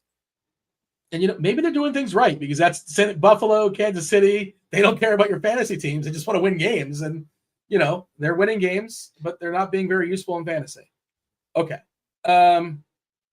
Receivers, John? Yeah, I'll take it from here. You mentioned Debo. I like Juwan Jennings coming back. Now we've seen 3 games without Brandon Ayuk and with Brock Purdy, and Jennings has averaged he's had 32, 39, and 29% of the team's targets. Even last week, a Sunday night against the Bills, that was at 29% target share. So like Juwan Jennings is their wide receiver 1, especially because he's really cheap. 5,200 is crazy on DraftKings given his ceiling. Calvin Ridley, we made fun of Nick Westbrook-Ikhine this entire time, but Calvin Ridley also has massive splits against man coverage, which Jaguars are one of only 2 defenses running man on over 40% of their snaps. Ridley's had 28% of his targets for 2.7 yards per route run against man compared to just 1.3 yards per route run against zone coverage. Marquez Valdes-Scantling's salary literally never goes down. The Giants, like Reeves mentioned, without Dexter Lawrence, and Derek Carr has been an entirely different quarterback when he's not under pressure. 5th in completion rate, over 8 yards per attempt when he's not been pressured this year. So I imagine Valdes-Scantling will be open for one of those deep shots a couple times. And then, that's it for me. Reeves, I know you mentioned Brian Thomas talking about him and Justin Jefferson, so I'll go ahead and let you discuss him. Well, we did Brian Thomas Jr. We kind of just did Titans Jaguars in general. Like, just We didn't talk about it, but we basically did. Yeah. Snuck that one in there. Yeah, snuck in all those plays. I mean, Justin Jefferson too, like, especially because I don't think everyone's gonna be trying to jam in Saquon and another high-end running back, whether that be Kamara or, if they do get to Bijan with Garendo. Yeah, I mean, we've seen Jefferson. He hasn't had that monster Jefferson game yet. He's been just kind of like a floor play. He hasn't gone over 25 PPR points in a game yet this season, but we've seen Atlanta has just been absolutely roasted by lead wide receivers this season. Lad McConkey got him again on last Sunday. They're 31st in points allowed to opposing wide receiver ones. They also play a ton of zone. They play a ton of cover 3, and Justin Jefferson has a 32% target rate against cover 3, over 3 yards per run. The last time he played a team that ran more cover 3 was the Colts, and that's when he had a season high 137 receiving yards. So definitely like him. My worry about Justin Jefferson is that people will just get there through Darnold. Like if Darnold ends up being popular, the Dean knows, like when the quarterback gets picked, what's the first thing someone does? Yeah, they click someone to pair him with. But he's a different way to get kind of unique if you do come off of Saquon or try to get cute in that one. I had Ridley written down to JSN. I mentioned too. JSN has more yards than DK Metcalf in each of the past 3 games since DK Metcalf's come back from injury. That only happened once over the opening 7 games of the year. This is also just that spot for JSN. We talk about Arizona, like they're that quintessential bend but don't break defense. They don't play a lot of pressure. They play a lot of zone. They try to limit plays in the passing game, big plays, shot plays. And what that happens as a byproduct is they funnel targets to the shorter areas of the field, which is kind of where JSN lives. When these teams met 2 weeks ago, we saw him lead the team with 25% target rate, had 7 targets in that game. So, I mean, JSN McBride is like just a very clean mini to play in that game if you don't want to go all in on it. And then, yeah, that's about it I've got. This is what I had as far as the optimal stuff. A lot of names mentioned. Interestingly, Myers number 1. Again, this is Wednesday night. This stuff changes, yada, yada. Myers, Jawan Jennings, Jefferson, 35%. So like the optimal. Oh, really? Likes, they want you to spend it for Jefferson. Debo 30, which we don't love, 30%. Drake London, JSN, and this is the one I said before. I kind of teased, like I couldn't believe, and the projection's not even like good, but it's just like this is what helps you get, the expensive receiver. Whoever you're about to say, it's only because it's also projecting all these expensive guys in, and we have to fit them somehow. Correct. So this. Do you want to guess who it is? It is a 3K receiver. I've scrolled down. I couldn't find a single 3K guy that I liked. The projection is 6 and change. It's not a good projection. It's not a great projection. Westbrook Akine's high 4Ks. Like he's already made that status. I have no idea, honestly. TJ, I had London written down, and then I kind of took him out just for the Cousins factor, right? Like if Cousins is that bad again, do they have to do something? That was the only reason. But I do like London too. The chat is also saying Sterling Shepard, but Sterling Shepard has to be high 3Ks. He can't be 3K. He's 4K. Yeah. And he's also getting some stuff. He's in like 10%. Dude, I don't know. Because even Kayshon Boutte was more than that. Kayshon Boutte was more than that week. Jalen Coker was more than that week. TJ hates the quarterback. Oh, it's got to be a Saint then. Yes. Ooh. Tipton? Bub Means. What? Yeah, this is my reaction to Bub. I don't know if this is a mistake in the projections. I don't know. But is this going to be because Hill's not playing? I don't know. This is his first game back from injury, right? So this stuff can change. But that's if he plays. He's not even officially active. He was limited today. Yeah. Oh, that's why they're giving him some kind of projection. That's why he's You got to will this one to an existence, and again, like we nobody's said, playing Bub Means. I don't think so. I don't think so. I'm not trying to make it happen. This is Bub Means isn't playing Bub Means. The entire Means family. Because Jawan's 3K, but everyone probably needs to use that flex spot or going to use that flex spot for a running back.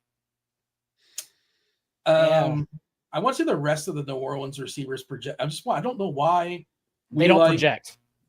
They don't have any projection. Yeah, that is crazy to me. Wow. Yeah. I couldn't believe it either when I saw it. I hope he hits that guy. I hope he hits.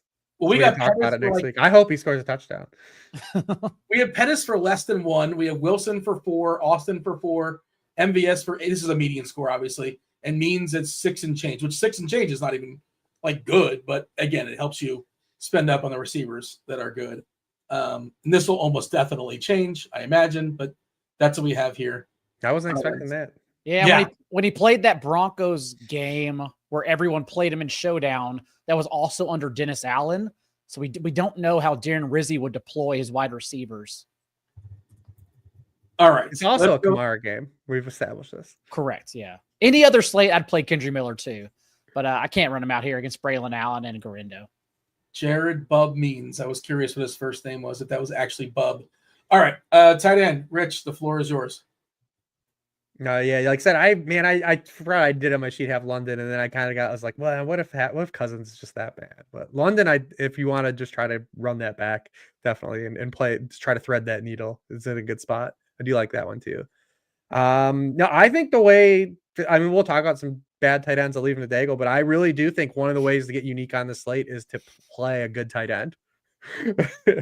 And we talked about Bowers, that obviously rolls over to McBride, who has 12 catches in back-to-back games. Definitely playing one of these top guys is you're just not going to see a lot of rosters with these guys. I like doing that too, but they really they got to put up a big score, obviously. But yeah, I mean, Bowers, like I said, Bowers is like both of those guys though. They catch so many passes. I think more so on DraftKings than FanDuel is where I do this. Is where you get the full PPR. Is like that's where you can kind of, I think, make a difference, because you talk about these wide receivers, like, I mean, Trey McBride could outscore Juwan Jennings, right? Like, sure, you know what I mean? So like you're getting a little bit of leverage there too, like those popular guys like the Myers. Obviously Myers and Bowers are heads up, too, in the same offense. So I do think that's one of the unique ways to play it, is to play one of those like Bowers or McBride on DraftKings. Do you have the same thought process, Daigle, as far as spending all the way up? But we do live in the world of a salary cap. Are you spending less here at tight end? Do you have a cheapie for me that you might like? Yeah, I like that idea. I mean, we can go through the cheapies because I know the cheapies everyone's going to play, but I also wanted to give an honorable mention to George Kittle here. I think he's in a pretty good spot. The Bears defense the last 3 weeks since these coaching changes have happened. No Matt Eberflus in this game though. Hawkinson went over 100 yards. Sam Laporta 2 touchdowns. We've also seen Sam Laporta's target share start increasing since he returned from injury too. But yeah, I think George Kittle is worth an honorable mention, like around those 49ers guys, which makes that game might become interesting by Sunday morning, honestly. And then I imagine the cash game play, Dean, you're probably seeing Juwan Johnson highest right now. Let's see, pulling it up right now.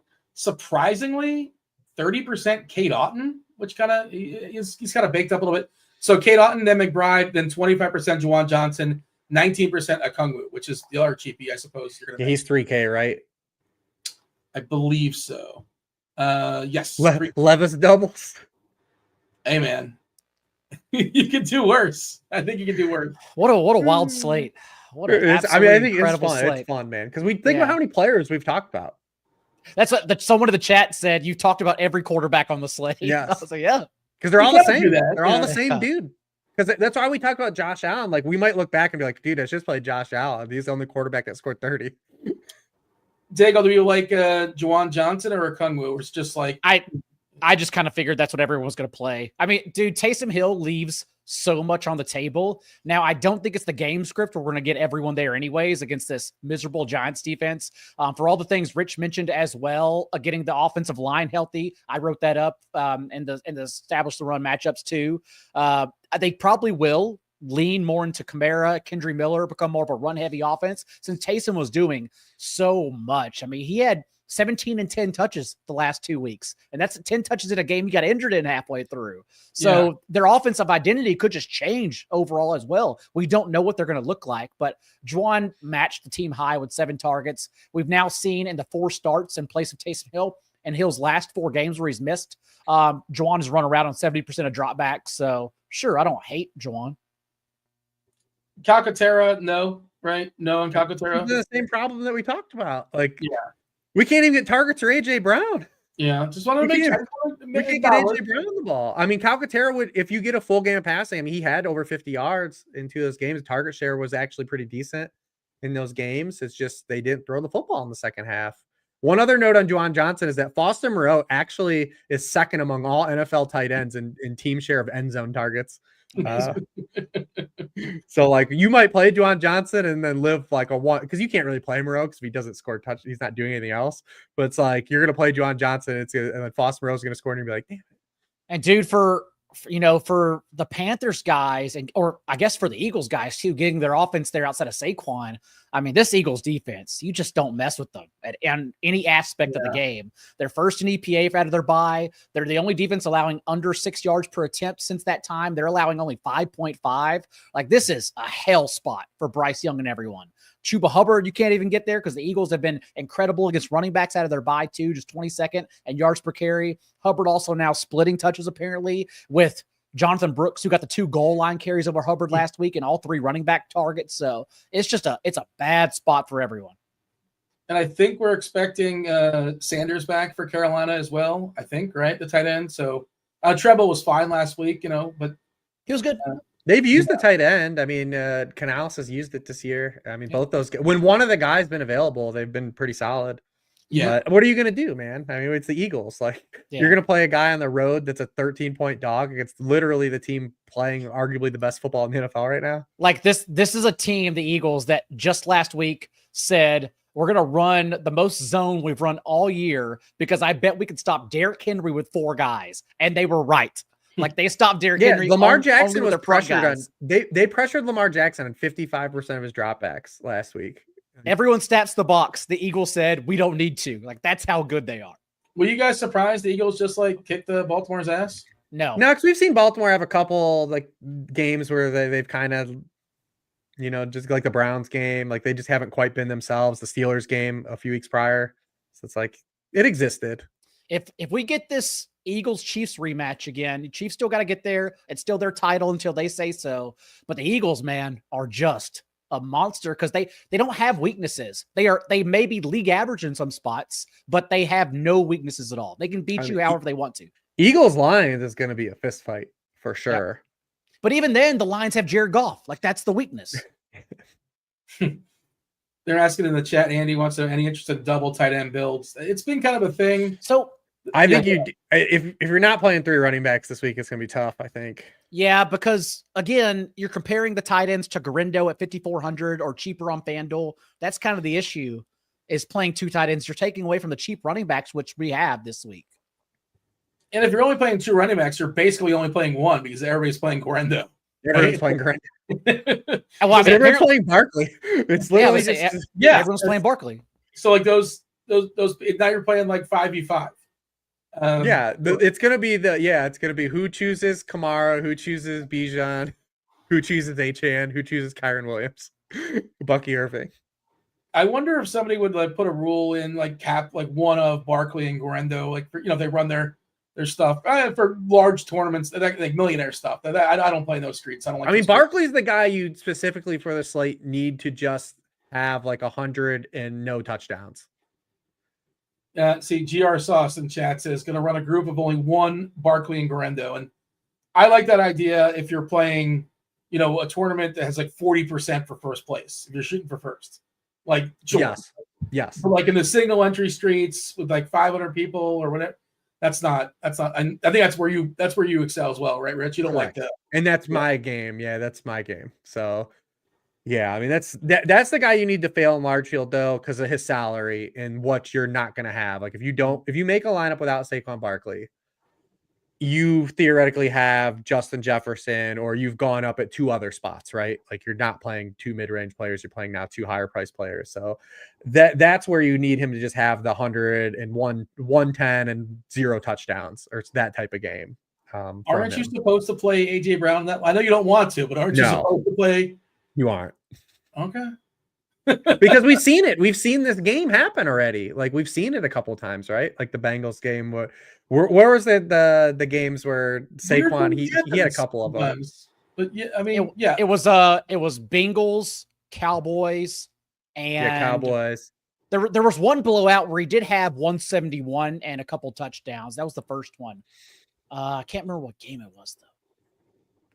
But that's like you need that's what you have to have. So, I mean, it's a really good running back slate, though. It's crazy that we're talking about it being condensed to Barkley Garindo because, like I said, I just ran off 5 guys that I would be very happy to have in my player pool. we gave the people an hour and a half, but like Daigle said last week, he's like, you know what? This podcast is not long enough. We need more segments. So let's do a couple quick hitters.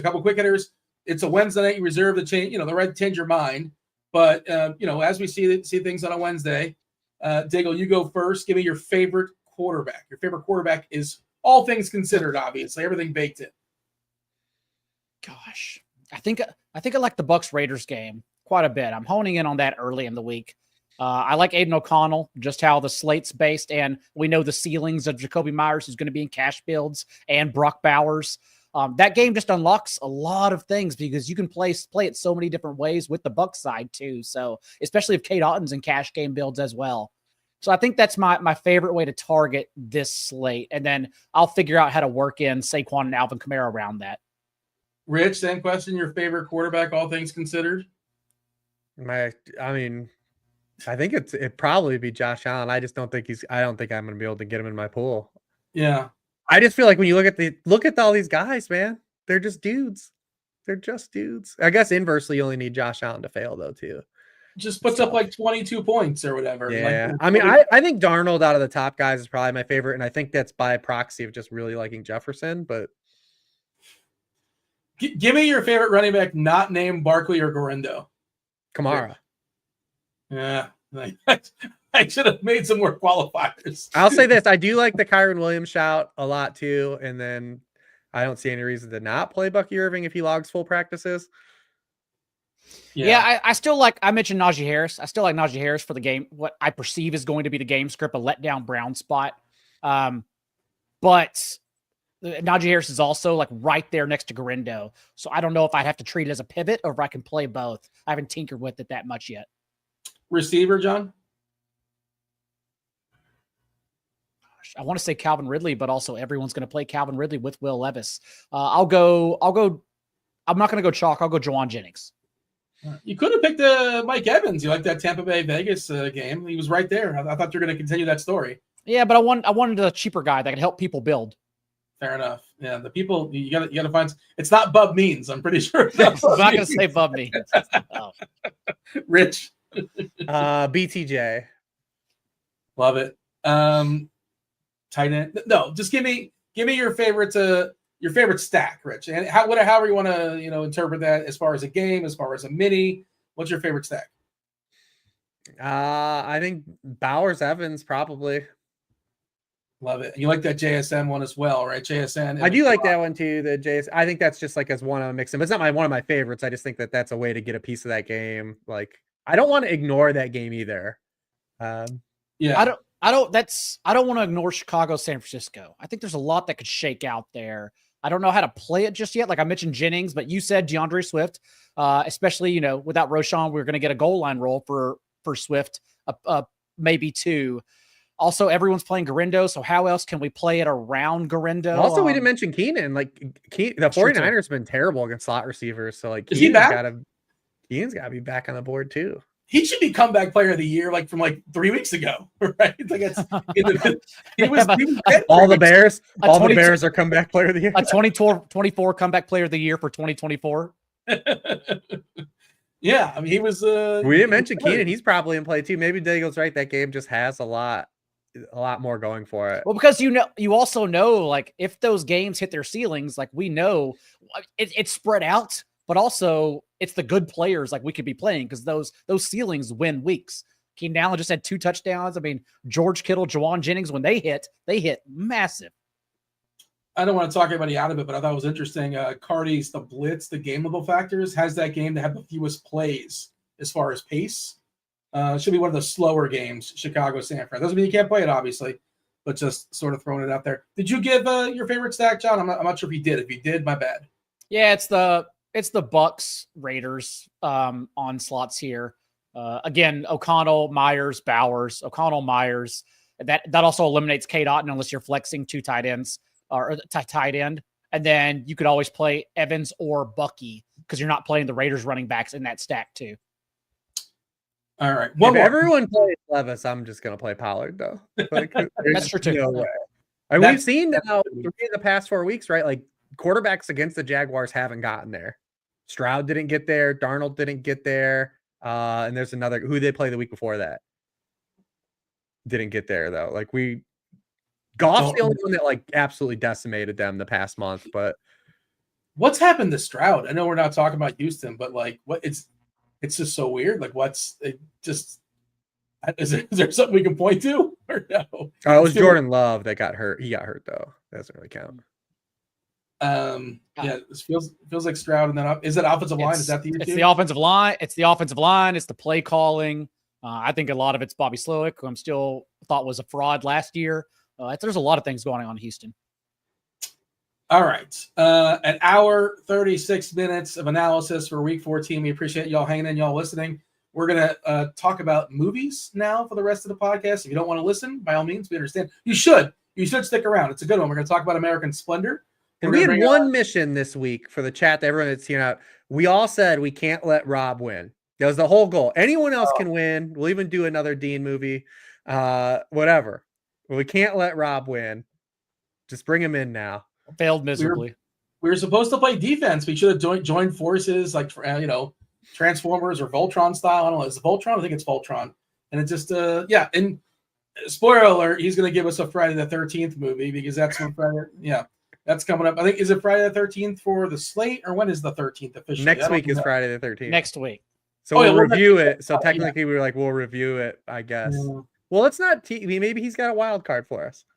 Also, well, okay, yeah, I suppose it's possible. He might win again and say, let's also watch one on the week of the Friday the 13th. So you never know. Are we going to watch the one where he goes to space? It's Rob, is that where they just gave up? We'll talk about that. But we're going to, I hope so. We'll bring in TJ as well, producer TJ jumping in. I don't know. Here's Rob. Rob, do you want to take your congratulations, Rob. We're all excited. If you can tell, if you heard us, we're all super excited to watch the Friday the 13th movie. Hey, you were asking what happened with Houston. I played a Houston double and beat you guys with that last week. Yeah, it was Stroud to Nico and Schultz with the BTJ bringback. You tried tanking and you still won. Yeah, well. I mean, I just played it how I saw it in the 5 seconds that I checked last week's slate because I self-excluded mostly for the week. But I know this is quite a few what ifs, but if I got Mac Jones's points for Trevor Lawrence last week and played the Jets defense, I would have won the millie. So if you played two different players altogether, you would have won the millie. Yeah, one who wasn't even a starting quarterback. I was only a 4v4. Me too. Yeah, I only missed 4 players. I only missed 4 players in the millie. I actually think I was a whole lineup off the millie, so I can't say anything. And for this week, you guys brought up the best play, I think, is DeAndre Swift. I really want to try to put a Swift Pollard with Kyler to McBride team out there. Get him right. I never get Swift right. Never. McBride scoring this week. I would say it's only if Roshan's out. Right. I think even without him out, I think I just want him. I don't think he's going to be owned with him out. He's definitely not going to be owned with him in. So I'm going to take my shot on Swift in at least one single entry. TJ, did you have a favorite play? I know we're going to talk movies, but before we do, you were listening the whole time. You've done some research. A favorite play for week 14? I don't necessarily have a favorite one that you guys didn't mention. I talked about Drake London, who I really like, but my favorite receiver is Jawan Jennings. My favorite running backs outside of the main two are Kamara and Bucky. So kind of nailed it all there. All right, let's go ahead and talk about American Splendor. How we got to American Splendor. I did win last week, and I know that John's a big Paul Giamatti fan, and I just like, what? You never seen American Splendor? You're a Paul Giamatti fan. We must rectify this. American Splendor came out in the year 2003. R-rated movie, hour 40 minutes, biography, comedy, drama. I'll go ahead and give you the Rotten Tomatoes summary.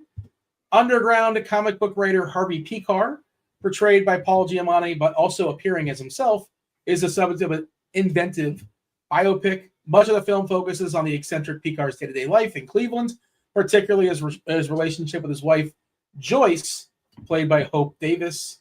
His wife also appears.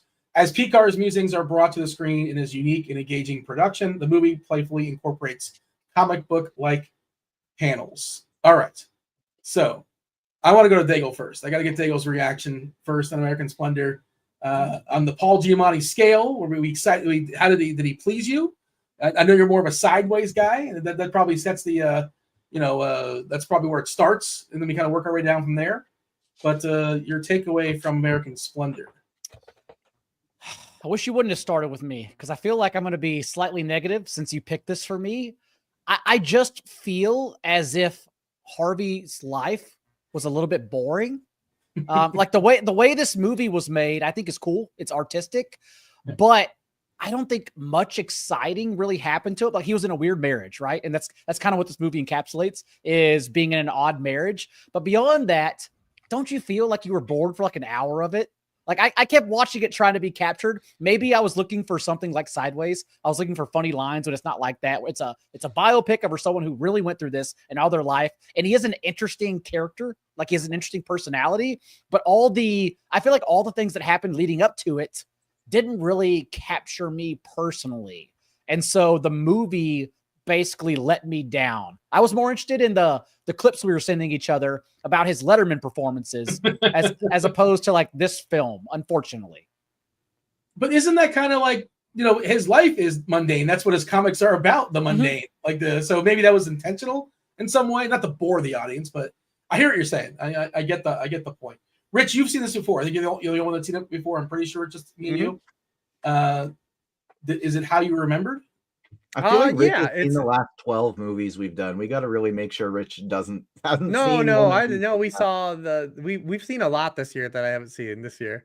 It's just we did the 2 back-to-backs. I think you did Tick, Tick, Boom, which I only seen, and then this one I had seen before. And this is a Cleveland movie, so definitely had seen this. This was Giamatti's first. I think it was his first leading role as well, as a lead. But I mean, yeah, like Daigle said, it's like almost intentionally supposed to be, because it's almost like the deconstruction of the American dream, right? Like, yeah, and like it's about a curmudgeon, like a legitimate curmudgeon, like a dude. I wish we would have got to see more of his actual childhood. Like the whole thing, like the whole setting of the table where you have this kid that doesn't dress up for Halloween and throws his Halloween sack on the ground and just kicks it, like, screw this. Like this kid just like set the whole table for like, this is who this dude is as a human being. Was so perfect. It's well made. I have a great tight end, I think, for this with combat though, but I can definitely see where people thought it maybe been boring, but I also think that was kind of it like Dean said, like intentional, because it's like I said, almost a deconstruction of the American dream. He plays a pig vomit in Private Parts, the Howard Stern movie. Like, but he isn't the lead in that. No. Yeah, I'm just kind of going through. He was not the lead. Like, you're right. He was in Saving Private Ryan for like one scene. He was in the Truman Show. Amazing movie. If you ever seen Truman Show, just spectacular. He was in Big Mama's House, of course. Who could forget that? Oh yeah, that's right. Big Fat Liar, which I think TJ said he's seen it before, or somebody was telling me this. I love Big Fat Liar. I went to it in the theater as a kid. I thought it was hilarious. It's like Frankie Muniz or something. I was a big Frankie Muniz fan. Like the Agent Cody Banks movies. No one's ever said that. Those were great. It's the first time I've ever heard that sentence in my life. As if Malcolm in the Middle wasn't one of the most beloved sitcoms of the late 90s. You ever love it because of Cranston? And because of Frankie Muniz. There's a reason why he got to retire as 20 years old with like $100 million in his bank account. TJ, it's a comic book movie, so maybe you like some elements of this. It was pretty clever the way they sort of did the comic book stuff, and how they also like brought in the real life people. I thought, kind of alluded to, that was pretty clever the way they shot this movie, I think. But this is definitely, I think I could safely say this was not your wheelhouse, though. I have a very similar review to Daigle. I thought it was very artistic. I thought it was very fun. There just was, like, in terms of the cinematic choices they made, I just didn't find much about the story very fun. I liked the idea of the documentary style going back and forth while you see the acting portrayal, but I found myself just wanting more Paul Giamatti and less Harvey Picar, because I just didn't really like Harvey Picar. I understand that's kind of his shtick. I just sort of found him off-putting, and I didn't have much interest in him. And so I found it a tough time getting invested, but I did enjoy some of the artistic choices. Rob? Before I get into like my review, I have to say, I think this movie has one of the best scenes of any movie we've watched the entire year. Can I guess the scene? Sure. Yeah. There's this one scene that I saw this movie like 15, 20 years ago. And there's one scene that always forever plays in my head, and it always pops up in my head when the scenario happens for me. It's the scene in the grocery store, right? It has to be the scene in the grocery store. No, it's a great scene, but that's not the one I'm talking about. I think that the scene that I'm talking about is almost a peek behind the curtain, and I don't think this was an intentional scene. I think the cameras were just rolling, and it's when when the actual Harvey Picar and his friend there are discussing the jelly beans.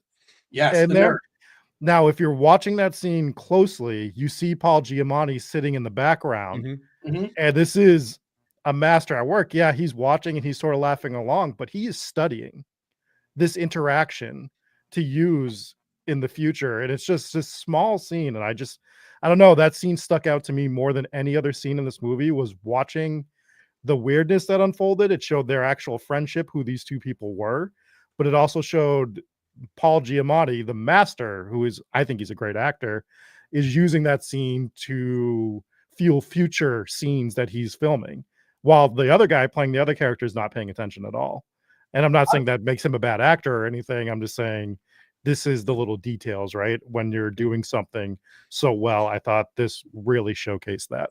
And the other thing for Picar, the real person, and maybe this movie didn't capture it enough for for most of the public, is that even though he was a curmudgeon, like, and that they tried to touch on it, like he was liked.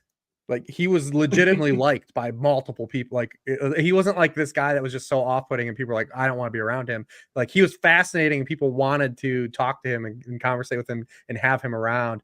If you follow some of the other stuff like he did outside of this, what the movie covers, but he was definitely a person that had like his hand in like a lot of jars with people. Because a lot of times you see like this type of character and it's just like that, maybe like off-putting or a curmudgeon to this level, and people are like, yeah, this is just a terrible person. But I don't think that there was enough conveyance. If they tried to do it subtly in certain points, but maybe just didn't come across fully enough for the other guys. That was one of the parts that I liked best, was when it was focused longer on Giamatti playing him, and you would get to see some of the creative process with the comic making and getting to see like those guys bounce ideas back and forth and be like, this is really good. No, this won't work. That was some of my favorite parts of actually just getting to see their creative processes at work, as opposed to him reminiscing on it and being like, yeah, so whatever, I did this. I'm mad about it now.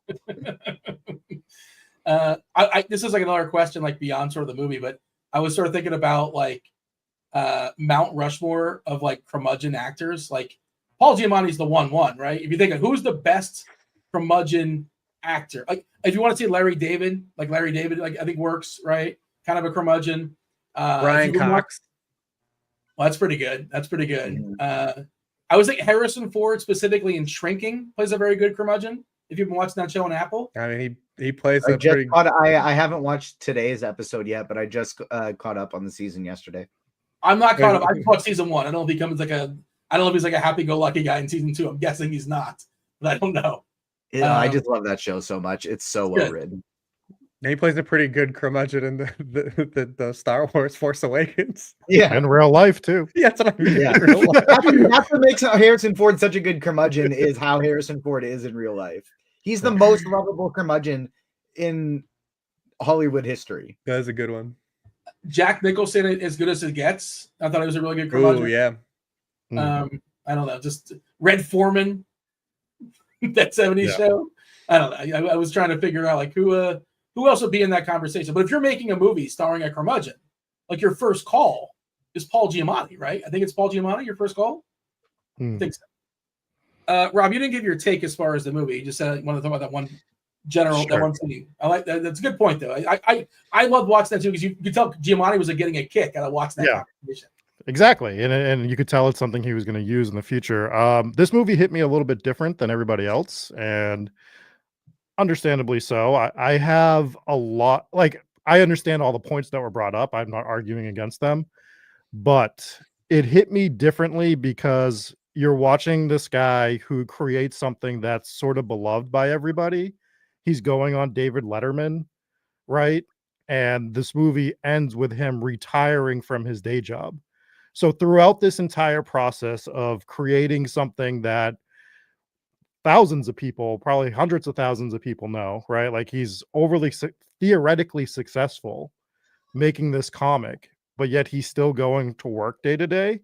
And the reason this sort of resonates with me, and this is not me getting on my high horse or anything, but I've created a show that gets like, we're over 3 million listens on our show. We've filmed a TV pilot for it. I have to text Chris Jericho, one of my my school heroes from, you know, back in the day, tomorrow to set up another show. I just got invited to go to the Nosferatu premiere in Boston. But guess what I'm doing tomorrow? I'm going to be going out, setting up ladders and going to work. Like, that's what I did today too. And it's just like, it just hit me a little bit differently, because I'm like, this is kind of what I'm dealing with. And I sometimes like wonder if I should continue going through. And I think that's what he was feeling with the cancer thing, right? Like, he's like, he didn't want to do the comic on it. And then he realized that's kind of who he was. And he got that rave review at the end with like everyone coming to sign it. So the movie hit me a little bit differently, just because like I go through that feeling every day. I deal with imposter syndrome heavily. And I'm not saying that's what he was dealing with at all, but like just watching the timeline of things lay out.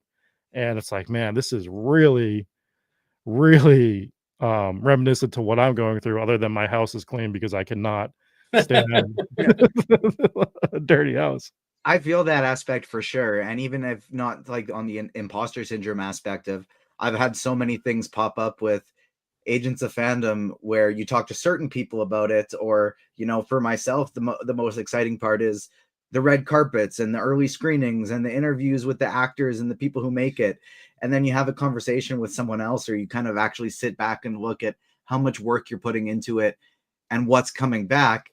And it's like, oh no, I have no idea how to actually make money with this. Like, I'm getting opportunities because I'm getting enough views to get opportunities, but not enough to actually turn it into a business. I have no idea how to take that next step. And that's kind of it, of like, he's going on Letterman and he's famous, but he's, like you said, he's still got to go to work in the morning. And I kind of feel it from the aspect of just the stuck in the rut of, well, how the hell, what do we do next? How the hell do we make the jump? We've made such awesome growths and we've made these names for ourselves, but we live in a capitalistic society. And if we're not able to monetize our names, what's the damn point? Because there's only so many hours in the day and you got rent to pay, you know? Yeah, but I think the thing I took away from it, like, even though he's this curmudgeon and like, you know, this personality, at the end of the day, he continued to do it because he loved it. And it was a part of his life. Like, so, and I do get that some days. Like, dude, I don't know about you, but I'm getting people sending me screenshots of their Spotify Wrap right now, showing our show in their top 5, and it means the world, right? Like, when you see that stuff, you're spending your time on that, exactly, and it reignites that love. And at the end of the day, that's what drew you to it. That's why you want to do it. So I think if you guys go and watch like the thing Dean sent, where it's like a lot of the things we were on Letterman, you'll see a lot more of it. That was like his whole thing. That's what American Splendor is about, though. It's about literally, moving through life, and what you have to do to get through the next day. And that's like literally what it was all about.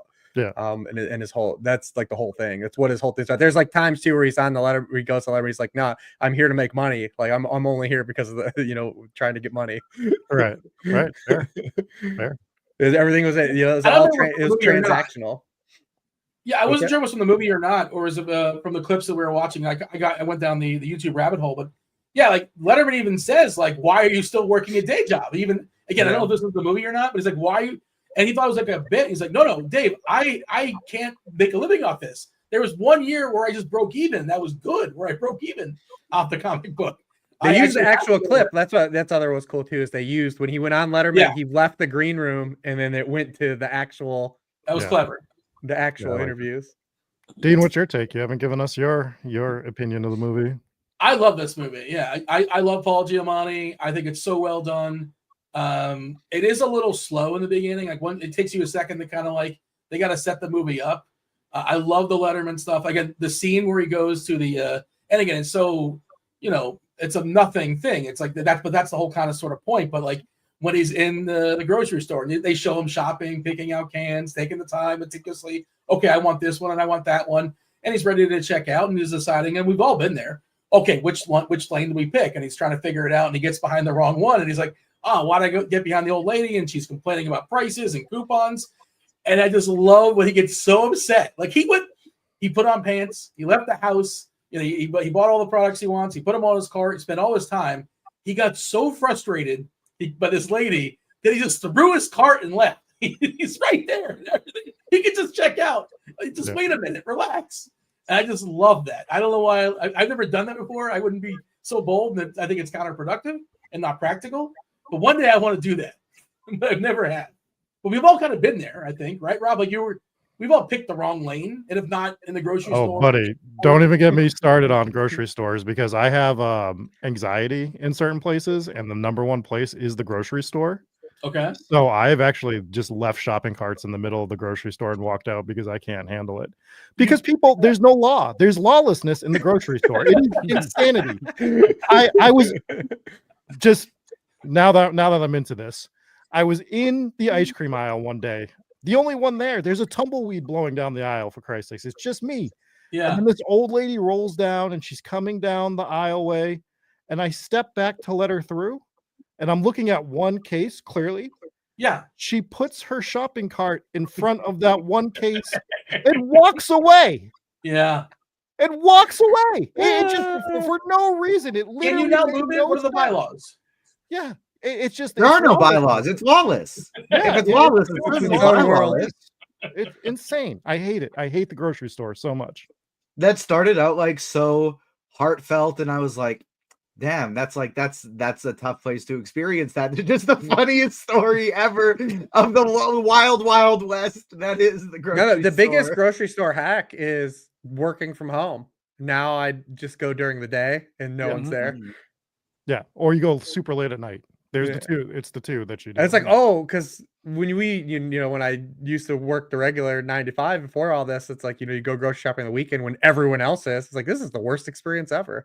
First of all, full family grocery shopping is by far one of the worst experiences of life. Yeah. Like you need to do it a little bit at a time. It's like an Olympic event, like full family grocery shopping. And even now, like when the kids are like teenagers, it's still tricky. Yeah, man. Well, okay.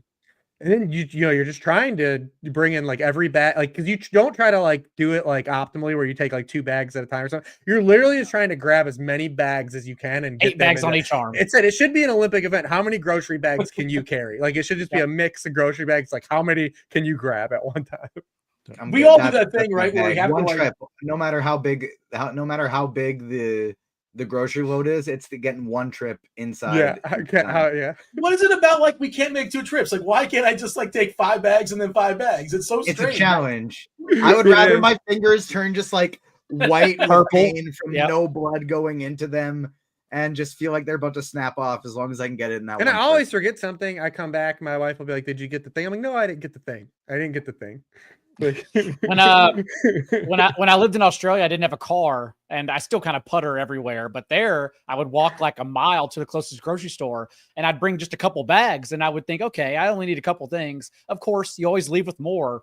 And so, dude, by the end of my walk, I would just be sweating because I'm still carrying like 4 giant bags of everything, just pounds and pounds. And I will take that as like a challenge to make it all the way back home without stopping.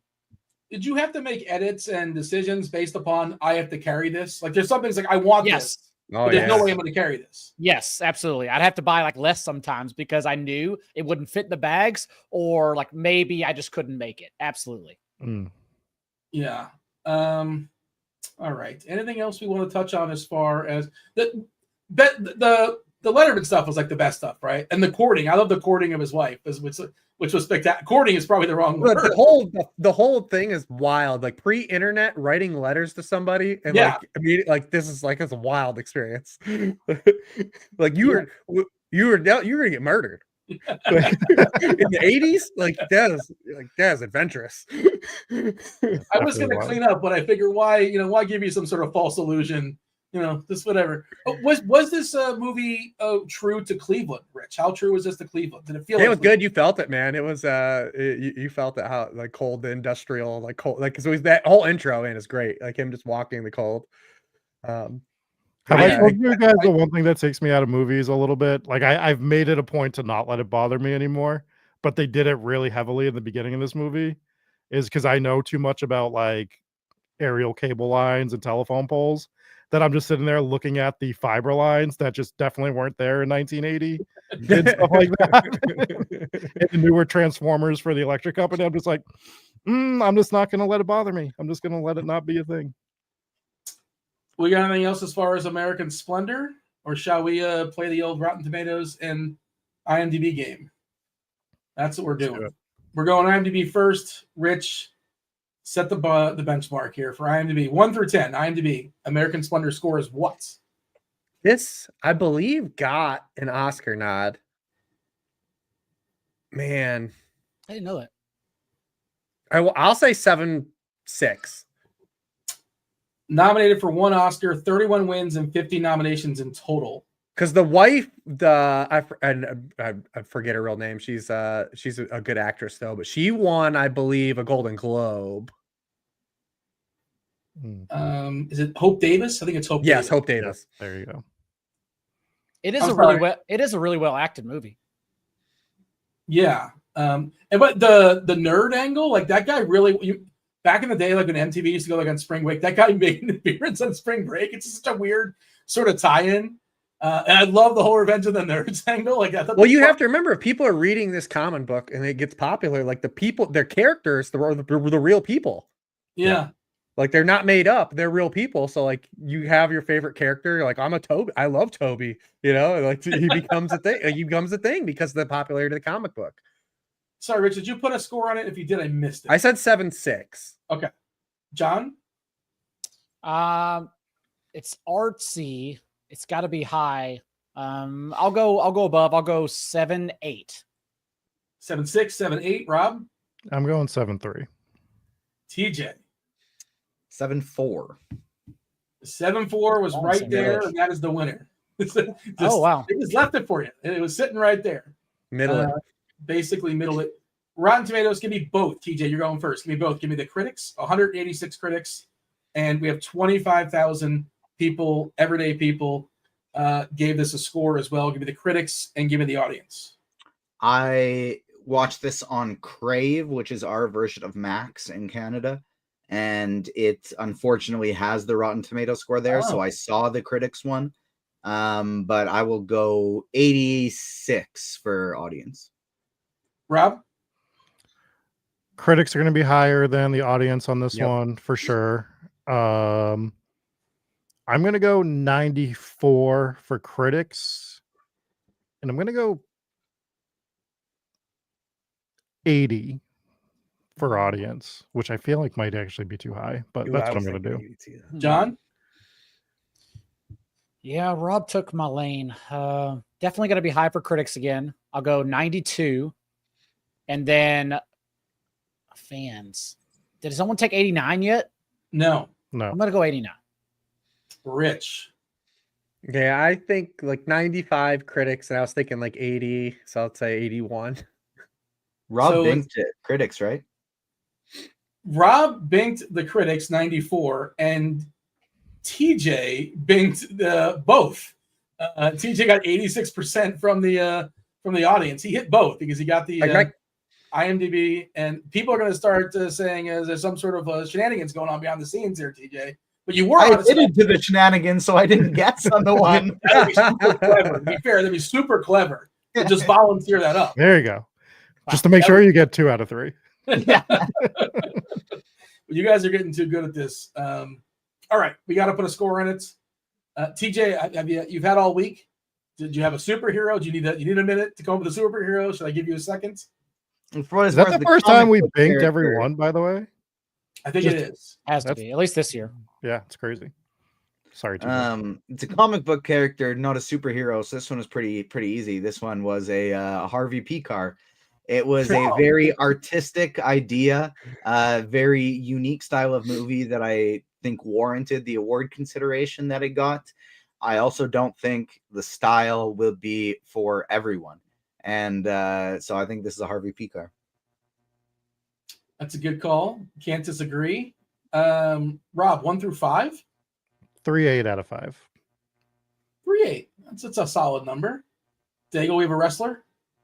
We do. It's got to be a curmudgeon, but also it can't be an under the radar indie guy because it's still Paul freaking Giamatti acting here.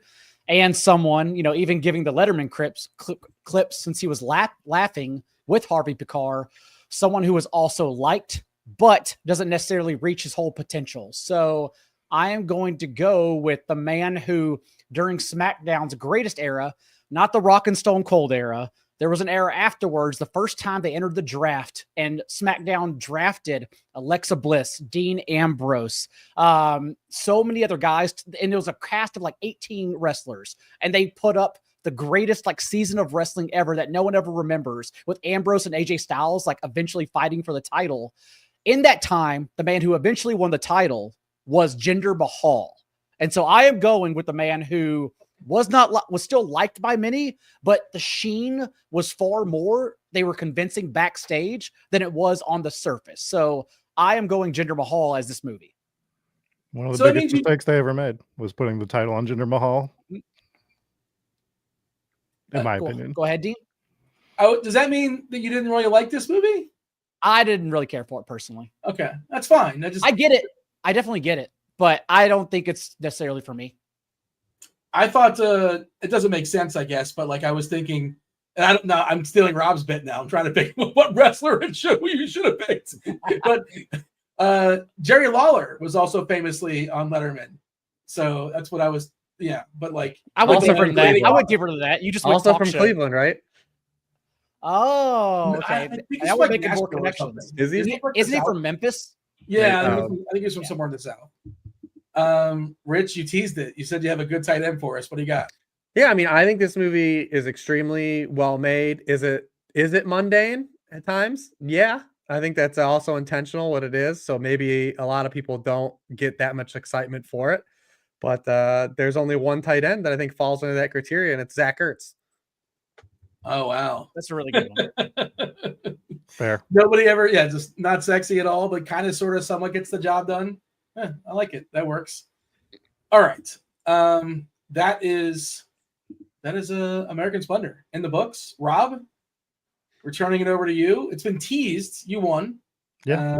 Are we sticking with are we getting a curveball? Are we getting a swerve, if you will? Or are we sticking with one of the Friday the 13th movies? No, the bit is if I win on a week that there's going to be a Friday the 13th from now through eternity, we are going to watch a Friday the 13th movie. But that isn't this week. That's next week. We're going to be reviewing it the week of Friday the 13th. And he can win next week too, by the way. We're going to be reviewing it 2 days before Friday the 13th. I think next week when you got to win for it. No, because we're doing it 2 days before it airs. If we did a show on Friday, it would air on Friday the 13th, right? So therefore, we are going to review Friday the 13th. We're going to do the newest one that came out in 2008, I believe. It's on Max. That's why we're doing that one. I'm not going to cheat and make you watch Friday the 13th Part 6 yet, since that's the one I have to review on my other channel next week. So I will watch 2 Friday the 13th movies, and we'll watch the Max, the newest one on Max. So Friday the 13th from 2019. Is this 2009? That's 2009. Yeah. 2009. Okay. This is a reboot. I don't need to know anything about. I can go in cold, and I'm not going to be confused. Buddy, you can go into any Friday the 13th cold and know what's going on. Also, this will be, I believe, the second Friday the 13th attack people with knife. Yeah, I gave you the best one before. I gave you Part 4 last time, I believe. So I don't think this one's as bad as other people make it out to be. What's the worst one? When they went to space, right? No, the first one is the space one's actually really fun. Isn't X called the worst one? No, that's the space one. Space one. Oh, okay. Did he put someone inside a sleeping bag and then hits him over a tree? Yeah, but that's a callback kill because that's in one of the other movies first. See, that's why you see them all. Yeah. See, you can't go into a cold den. What's his motivations? Part 5 is probably the worst. Part 5 is the one where he's not even really in the movie, which is really dumb. Okay. Yeah. So that's probably the worst one, but we won't watch that one probably ever. Well, hopefully this is it. Hopefully this is a one-off. We got to start playing some defense, boys. Jason Goes to Hell. Oh, Jason Goes to Hell might be the worst one. I did not like Jason Goes to Hell. I haven't seen that in a long time. I'll give you guys an option though. Here's this. No, I think I saw it. Your choice. I saw it. I think I saw it on Max. If it's on there, if you guys would rather do Freddy versus Jason, I'll do Freddy versus Jason. I just saw the Rotten Tomato score of Jason Goes to Hell. Yeah, not good. Probably. It's not good. Yeah. There's one. I remember going to a sleepover and we watched it like when we were like 11 or some shit. Like, did you love it as a kid? Yeah, because it was like, you know, that was the thing, man. Watch scary movies. Like, Sure. you're not supposed to be watching them. There's always nudity and kills. Like, you know. I've never seen Freddy versus Jason, so I'd be down for that one. I've never seen any of them. Like, so. You've seen 4. Like You've seen 4. Was like 9th grade for me, or like trying to like have a movie night with some girls and watch a scary movie. So that's when I did see it pretty recently after it came out. Was Netflix and chill? Was 4 the one where he got his head chopped in half in the end? Was that the one we watched? Yeah. That's the one where we debated if the dog lived or not. Oh, I did see it. Okay, that's it. Yeah, you're right. Yeah, okay. I remember something rung a bell from that movie. Blocked it out apparently. Okay, so what No OM brings up a good movie in the chat. They did this movie. It's not exactly Jason, but you can tell it's supposed to be Jason. It came out in the last few years. It's called, actually, I think it came out either this year or the previous year. It's called In a Violent Nature. And you actually are following the entire movie from the killer's perspective rather than from like the counselor's perspective. It's really different. And there are some kills in there that are just insane. Which one are we watching? Has everyone who hasn't seen Freddy versus Jason here? Let's do that one. Since 2 people haven't seen it, let's do Freddy versus Jason. I think it's on. Cool. I think it's streaming on something. I haven't seen it either. Yeah. Yeah, we'll watch Freddy that. versus Jason, and there's only one of those, right? So there's no confusion. Correct. No, it's a one-off. There was supposed to be a Freddy versus Jason versus Ash, and the fact that movie didn't get made triple threat breaks my heart. Breaks my heart so much. They called Bruce Campbell and they said, we're thinking of doing this movie. And he goes, okay, how do I kill him? And he said they never called him back. Yeah. Oh, he's got to go over. If he doesn't go over, he's not in. Is that what he's saying? Ash from the Evil Dead would have to go over. If you guys are ever looking for a good book, by the way, Bruce Campbell's like first autobiography, like that he wrote, is awesome. The audiobook's really good too. Yeah, I actually have that book. That book is great. Like that is good kill. Yeah, it's such an awesome book. I actually might want to go back and listen to that again. I mean, TJ just hung out with him, man. Yeah, I was very jealous of that. I love drop any anecdotes in that, TJ? Or was just like he's signing, or did you interview him, or it's just like a sign off, or what was going on there? Yeah, I was a roundtable interview, so it was like we could write about it. We couldn't post the video, but we were talking about his new TV show that just came out. That for the life of me, I'm forgetting the name about right now, but it's about the 80s satanic panic, where there's some killings going on in a small town, Detroit, or not in a small town. I think it's like a suburb of Detroit or right in Detroit. Set in the satanic panic with metal bands and things like that. Cool. All right, boys. We got to remember. So anyway, we could have done Army of Darkness for Dean. Army of Darkness. Oh, we're gonna have to next time I win. Better win this week. I feel like I remember that. I don't know. I feel like that sounds vaguely familiar, but I probably have not seen it. I mean, listen, I just had my 18th wedding anniversary. Shout out my wife, who's definitely not listening to this, but one of the hallmarks is she knows, I think, 98% of the words to the Army of Darkness. That's when you knew? It's when I knew. I was like, yep, it's in the bag here. The Venn diagram. I didn't know. Yeah, it's the keeper. And we also, before we gotta get out. Sorry, you go. Yeah. You continue. I was gonna say we have to wish Daigle a happy birthday. Ah. It is. Oh yeah, my birthday in 2 hours, 2.5. Happy birthday, Daigle. Should we sing? Happy birthday, sir. No, Happy we should not. birthday to Daigle. Absolutely not. No. Absolutely not. We used to have someone in the chat. It used to be a bit that would come in and wish Daigle happy birthday every show.